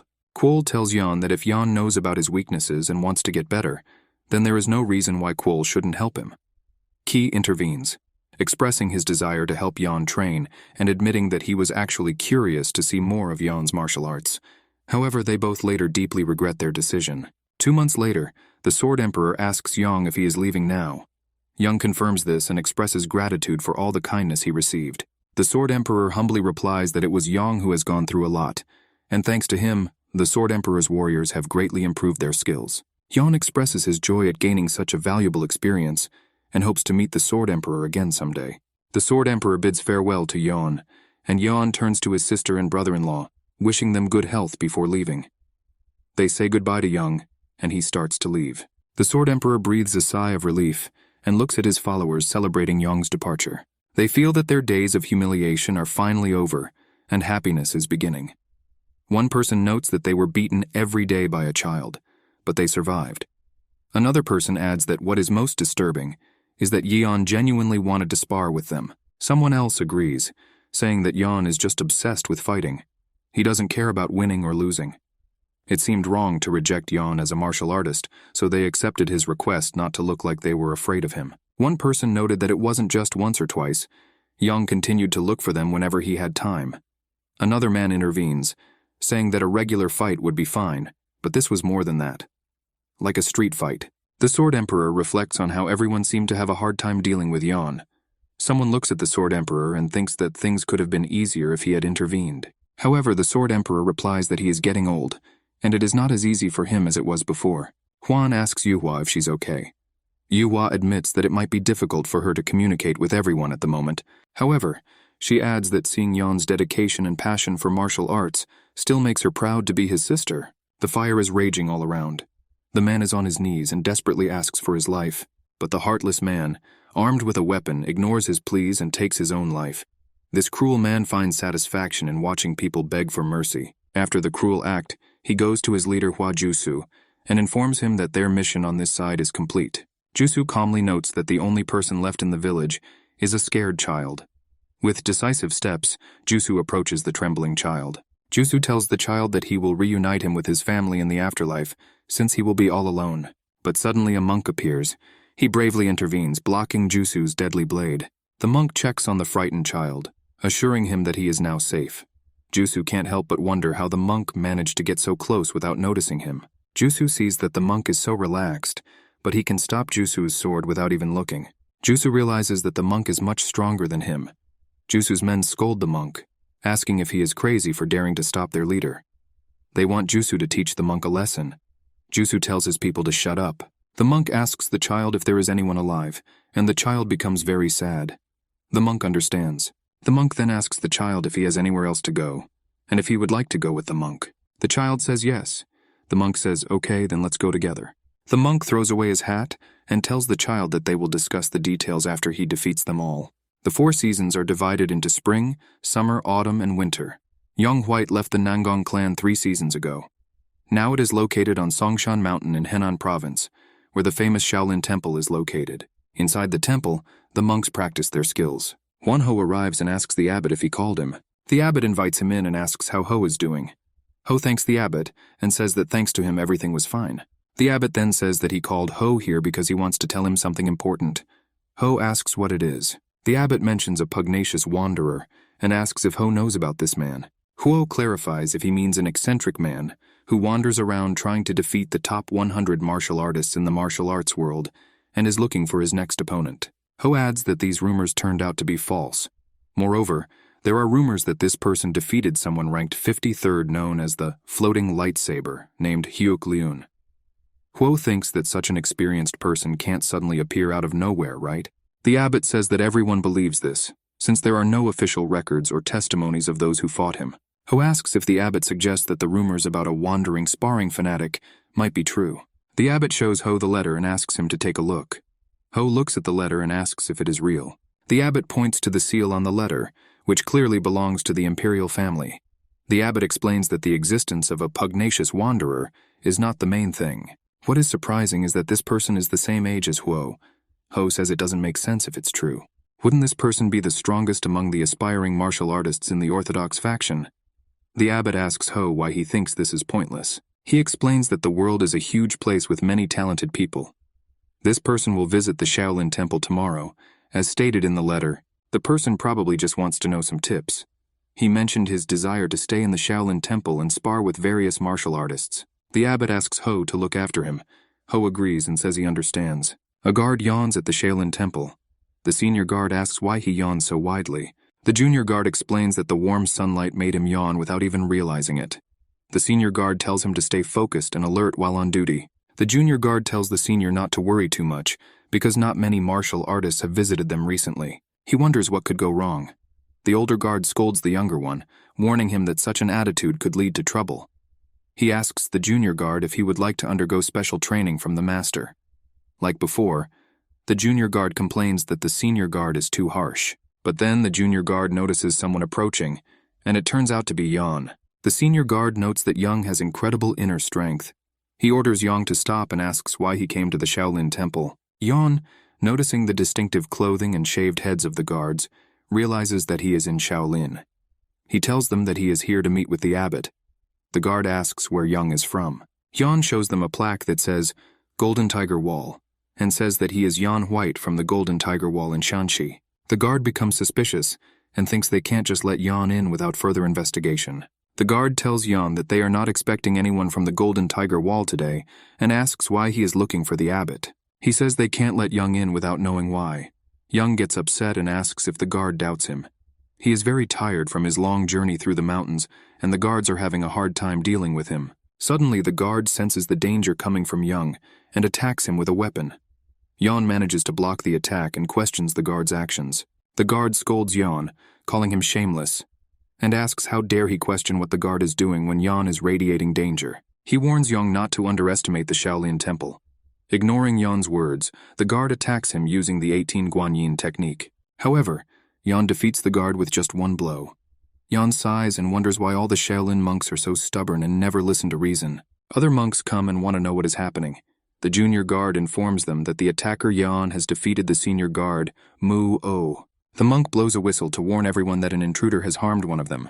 He tells them not to let their guard down, because Yan is skilled enough to defeat Mu-O, who is at the peak of his level. Young gets upset and yells at them to stop it.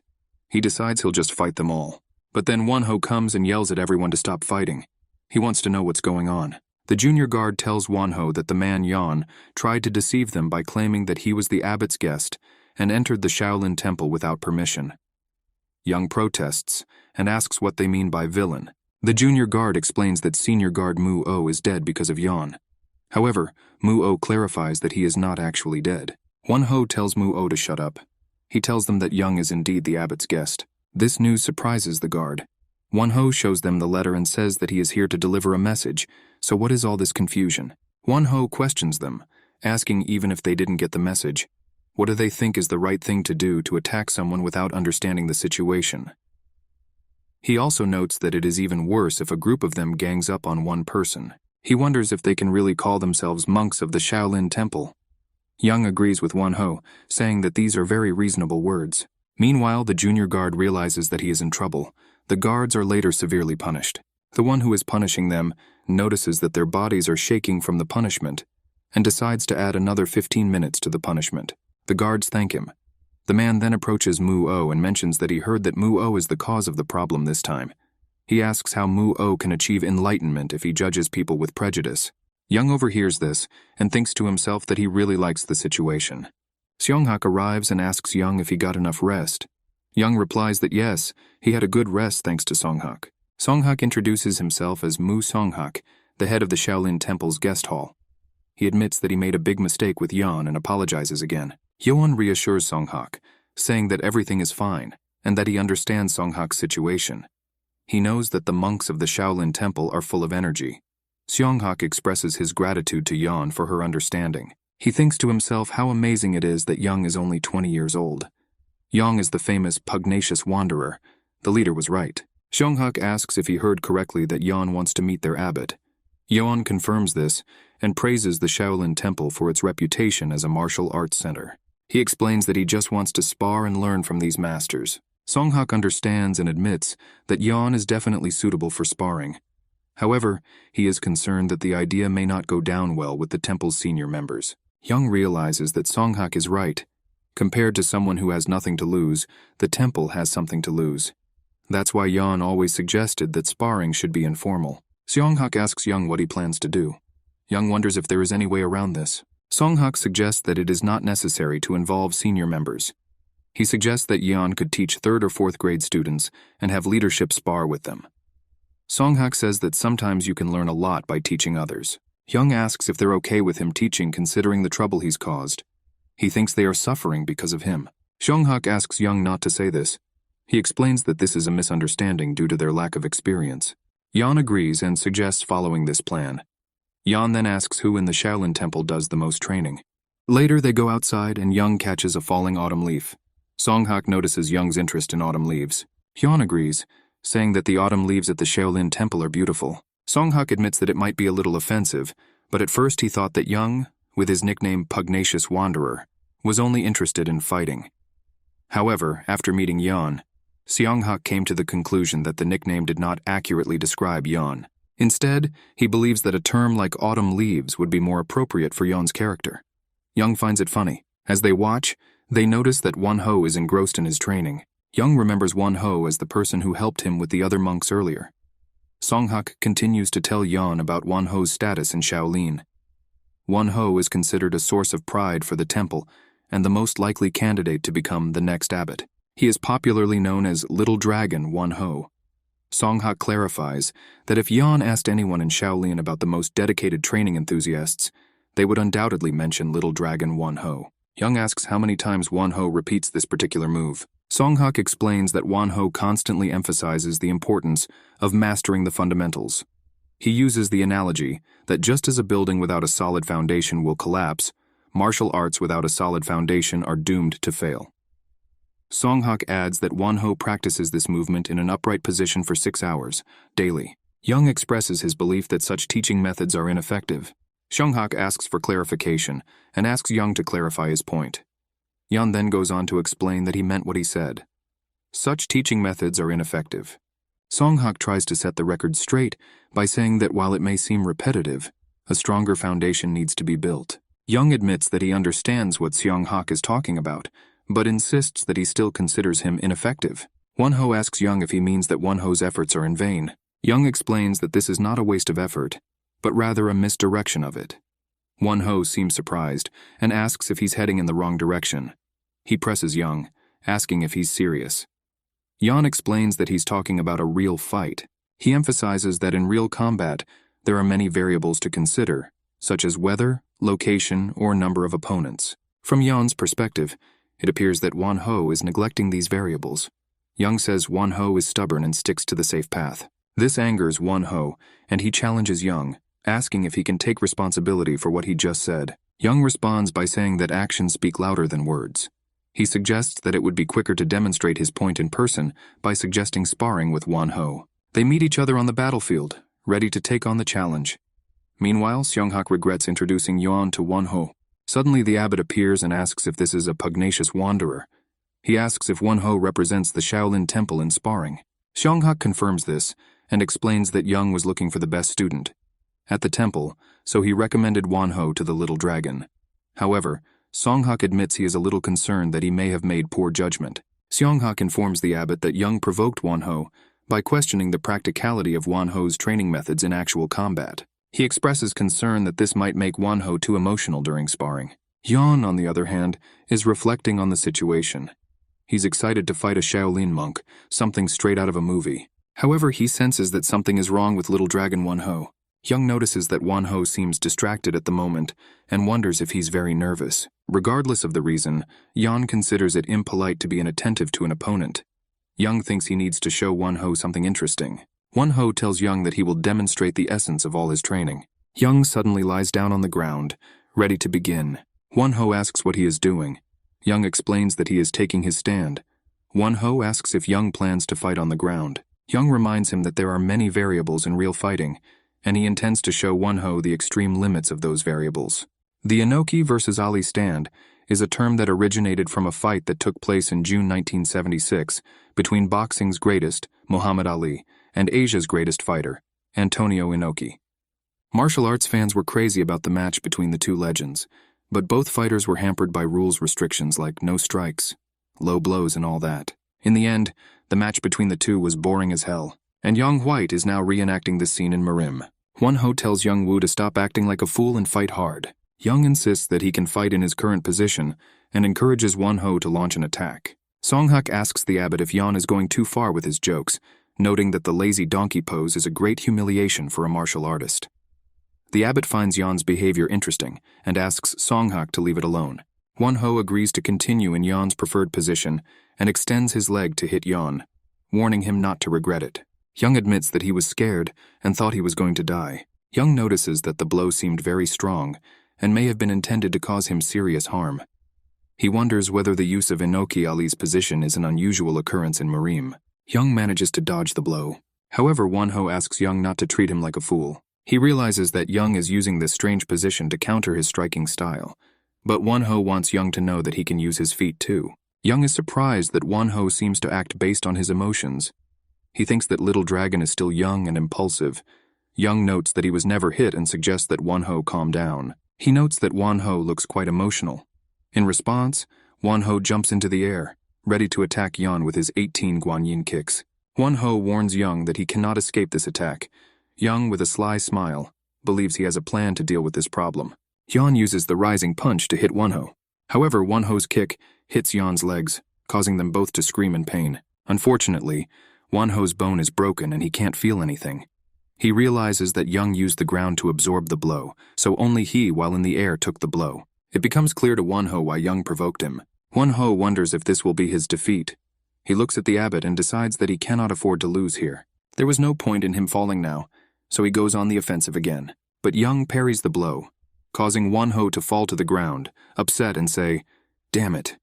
Wan Ho doesn't want to let the abbot down, so he is determined to keep moving forward. However, he eventually loses consciousness. When Wan Ho wakes up, he finds Young nearby. He asks how long he was unconscious, and Young replies that it was less than 15 minutes. Wan Ho realizes that he most likely lost the match. Young extends his hand to help him up and praises the match, saying it was great. Wan Ho accepts Young's hand and agrees that it was indeed a great marriage. He tells Yan that at first he thought Yan was just provoking him by talking about his training. Wan Ho, on the other hand, admits that he now understands what Young meant. He admits he was too narrow-minded. As they walk, Young stops and tells Wan Ho that there is a bigger problem with him. Wan Ho asks what the problem is. Young wants to know why Won-ho trains and what makes him get stronger. Young shares that based on his observations, he believes Won-ho doesn't have the answer yet. He tells Won-ho that if his only reason for wanting to become stronger is to gain recognition from someone, he won't be able to reach his full potential. The abbot agrees with Young's words. He mentions that he knows Won-ho respects him a lot and follows him. It seems that Won-ho trains so hard to impress the abbot, perhaps because he wants to make the abbot proud of him. The abbot acknowledges that Won-ho has already succeeded him at a young age and expresses pride in him. However, the abbot notes that Won-ho may be too focused on the abbot's approval. He explains that this is not the main reason he saved Won-ho. Won-ho responds by saying that the abbot is like a savior and father to him. His eyes fill with tears as he admits that he doesn't believe a weak person like him deserves the nickname Little Dragon. The abbot places a soothing hand on Won-ho's head and acknowledges the emotional suffering he has endured. The abbot realizes that he may have put too much pressure on Won-ho. Won-ho quickly assures the abbot that it is not his fault. However, the abbot assures Won-ho that he need not worry. He tells Won-ho that he doesn't need to become stronger for the sake of the abbot. Even if Won-ho does not succeed the abbot, he will always be the son that the abbot is proud of. Overcome with emotion, Won-ho begins to cry and tells the abbot, "Yes, father." Several days passed. Another monk falls to the ground and Young compliments him, saying that they make a great couple. The monk replies, That was a great match." Young suggests that it's time for the next person to get ready, but when he turns around he realizes he has defeated all his opponents. Won-ho asks Young if he is done sparring. Young, looking back at his defeated opponents, asks Won-ho if he wants to fight him. While walking with the help of a stick, Won-ho explains that he is still not ready to spar, and reminds Young of the time Young broke his leg. Young apologizes, admitting that maybe he went too far last time. Won-ho reassures Young, saying that everything is fine, and he believes that his injury was his own fault. Won-ho then reveals that he has something to share with Young. He continues to tell Young about the upcoming event known as the Battle of the Dragon and Phoenix. This event is organized by the Murim Alliance and will take place soon. Won-ho explains that the Murim Alliance is currently in good health and enjoying success. This is due to the fact that the Orthodox faction has been in power for many years, making the alliance a powerful force in the world. However, as the world continues, the young martial artists become discontented. They lack opportunities to demonstrate their skills, gain recognition, and distinguish themselves from others. To solve this problem, the Murim Alliance found a solution. Every 2 years they organized official sparring matches, which they called the Dragon and Phoenix Battle. Won-ho told Young that there were only 2 months left before the Dragon and Phoenix Battle began. To enter, Won-ho tells Young that he just needs to go to the Henan branch and take part in the preliminary rounds. Won-ho then asks Young a question. Would he consider teaming up with Won-ho and joining the Dragon and Phoenix Battle together? Young responds by explaining the structure of Dragon and Phoenix Battle. As far as Young knows, it is divided into 2 generations. The younger generation competes in the first round, and the second round is for participants aged 40 years and older. Young suggests that if they decide to participate, they will end up in the first round, right? Won-ho agrees, and admits that he wasn't sure if Young would be interested, because Young is already strong enough to take on higher-ranked martial artists in Murim's top 100. Won-ho asks Young if he would like to meet martial artists around Young's age. Young grins and asks if it was that obvious. Won-ho suggests they try anyway. He believes that sometimes it is better to reflect on oneself rather than constantly striving forward. Won-ho admits he was also focused on the race ahead. He asks Yoon if Yoon helped enlighten him on the matter. Most importantly, Won-ho expresses his desire to have another fight with Yoon. Young smiles and agrees, saying, "Okay, let's have one more match in the final." Thus began a friendship between the god of battles, who is considered the strongest fighter in the world, and the main master of the warrior family, the fire monk. 2 months later, at the Murim Alliance branch in Henan, Yoon fights a warrior. The warrior attacks Yoon while jumping, trying to kick him, but Yoon blocks the blow, after which he simply pushes his leg away and hits back. Yoon's opponent falls. The judges declare Yoon of the Golden Tiger Wall clan to be victorious. Coming out into the street, Yoon exhaled with relief. Yoon thinks that he can't keep up with the little dragon Buddha, who will pass the selection before him. Yoon realized that he would not get along with the little dragon in the final selection. The little dragon Buddha said goodbye to Yoon and wished him an easy passage through the qualifying round. Large well-known schools do not participate in the selection process, but immediately get to the main competitions. Yoon thought that the world is not fair. A boy approached Yoon and handed him a letter, calling Yoon an old man, which caused him great surprise. The boy added that the beautiful lady asked to deliver this letter for the old man. Yang again wondered why they called him an old man. Yang decided that this was an old friend who watched his previous fight and decided to meet him because she liked Yang. After reading the letter, Yang realized that he was being invited to a meeting at a restaurant, but it was not clear who. Restaurant Lotus. Yang has arrived. Yang sat down at the table and waited. A girl in a hood approached him. Yang did not recognize her and immediately asked her who she was and why he was here. The girl said that she was from the Murim Alliance, leader of the celestial school So Mion. When So took off her hood, everyone around her froze when they saw such beauty. She explained that he was the winner of the last battle between the dragon and the phoenix, and is now the head of the heavenly bow fortress. The unique and mysterious heavenly sect is also a sect in which the successor is one person. This is a strange sect that wields the bow and only allows women to become leaders. So Mion is not just the leader of the heavenly sect, she is a gifted genius who has reached the very heights of martial arts, and she is not yet 30 years old. She is also the last winner of the battle between the dragon and the phoenix. Yang was shocked and said that he didn't know that they were part of the Murim Alliance. Yang thought about what they needed from him, so before speaking further, she activated an energy barrier that enveloped both of them. So explained that they needed his help, and what she would tell him now should not go beyond the confines of this room. Yang is surprised that he is trusted with such important matters, but So says she studied his reputation and how he behaves. So Mion said that she had recently been to the Shaolin Monastery, and there they told her that Yang could be trusted. So continued the conversation, she said, every time during the competition different incidents happen, and this time it happened too. Seo Mion believes that there was an unfair selection here, and Seo Wuchang, the current head of the Murim Alliance division in Hanam, is in cahoots with several families. He falsified the results of the qualifying competitions. Seo Mion wants Young to steal these results, but Young says that he is not on such matters. But Seo Mion says that he knows that Young has already done this before, and it won't be too difficult for him. Yan is shocked by the awareness in the Murima Alliance. Young says that this is a big risk for him. Seo hands Young a special ID plaque. Now Young is the official inspector of the alliance. Young says that if you give something, you get something in return. Seo Mi-young says that's great, and asks Young what he would like in return. Henan, Murim Alliance qualifying tournament. Seo Wu-chang, the head of the Henan branch of the Murim Alliance, will meet the guest in the schoolyard. He is happy to welcome So Mi-yeon and offers her tea and rest in the guest quarters. Seo Mi-yeon refuses and says that she came to watch the qualifying fights, and she wants Seo Wu-chang to be with her and show her how the selection process goes. Seo Mi-yeon asks if Wu-chang is okay. They went into the hall. Wu-chang yells at the students to urgently bring the best tea and sweets for the guest. At this time, Young is already upstairs near Wu-chang's office.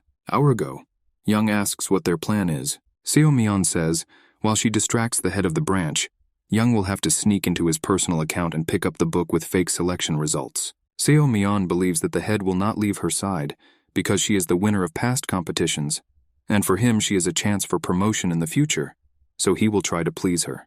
But Seo Mi-yeon also knows that Wu-chang is very careful. That's why she has a ring. Such rings allow you to send a signal even over a long distance. She gave the second ring to Young. These rings are paired and connected to each other. You will also most likely need this bracelet. The bracelet will help identify hidden objects. After all, most likely the magic of protection and secrecy has been cast on the book. Seo Mi-yeon convinces Young that he can handle it completely. So hopes that he has a strong fist and will cope in case of surprise. Young is worried that if he fails, he won't be able to leave safely, and he's surprised that he'll have to wear a mask again. Young understands that he was chosen for a reason, because if he gets caught, they will say that they don't know him, and doesn't believe that the inspector's sign will help him. After all, although there is a sign, he cannot represent Murim, but only a trusted representative. Young put on his mask and got to work. He couldn't go through the door because it was supervised and closed. The choice is obvious: window. He easily jumped through the open window and entered the room. Having assessed the situation, he went straight to the office. There was no one around. Everyone went to see So Mi-yeon, the best archer in Murim. Opening the office door, Young was shocked by what he saw. The shelves were full of precious vases and jewelry. Not an office but a treasury, thought Young. He of course understood that lending money could bring bribes, but he could not imagine that so much. The bracelet lit up, as if making it clear that Young was at the goal and the book was somewhere here. But among so many things it will not be easy to find it. We have to hurry because there is not much time. At this time, Seo Mi-yeon and Wu-chang watched one of the qualifying fights take place. Wu-chang asks how Seo rates the members, and she says they are beautiful. Seo Mi-yeon says that there are many talents and she likes it. Wu-chang tries to flatter her by complimenting Seo. Wu Chang invites So Mi-yeon into the office for a cup of tea, but she continues to stall for time and says that she wants to watch a little more. Seo Mi-young thinks about how long it will take Young to find the book. Young continues his search, looking through everything and not paying attention to anything. Young thinks that this is a failure of the mission. He does not find the book. He has doubts, because the bracelet glows but there is no book. Could this be a trap? A thought occurred to him. What if this is only So Mi-yeon's initiative and the Alliance doesn't know about it? But then she decides that she would hardly do such a thing. He tries to put himself in Seo Wuchan's place, where he would hide it if he were him. Suddenly it dawned on him, he seemed to understand where she could be. Taking an ordinary book from the shelf and checking what was in it, he discovered that he found it. Wu Chang simply hid it by wrapping it in an ordinary book. Grabbing the book, he rushed to the window to quickly escape unnoticed. On the way, he remembered that he needed to rub the ring to give a signal to So Mi-yeon. Suddenly, running around the corner, he reacted with lightning speed to a sword that almost reached him. But he managed to dodge. In front of him was no ordinary opponent. This was a master of martial arts.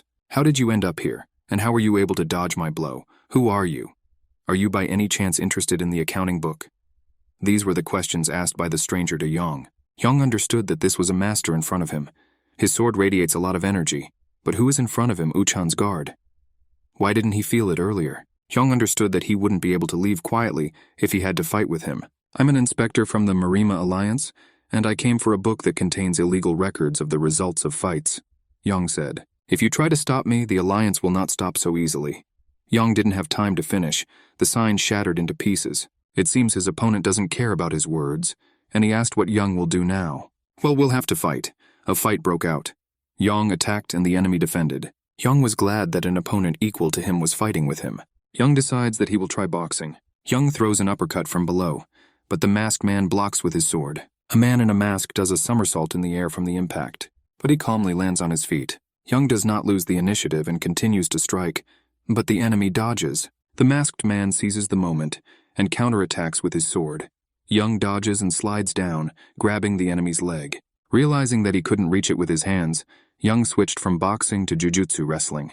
Grabbing the leg, Young immediately performs a painful heel hook hold.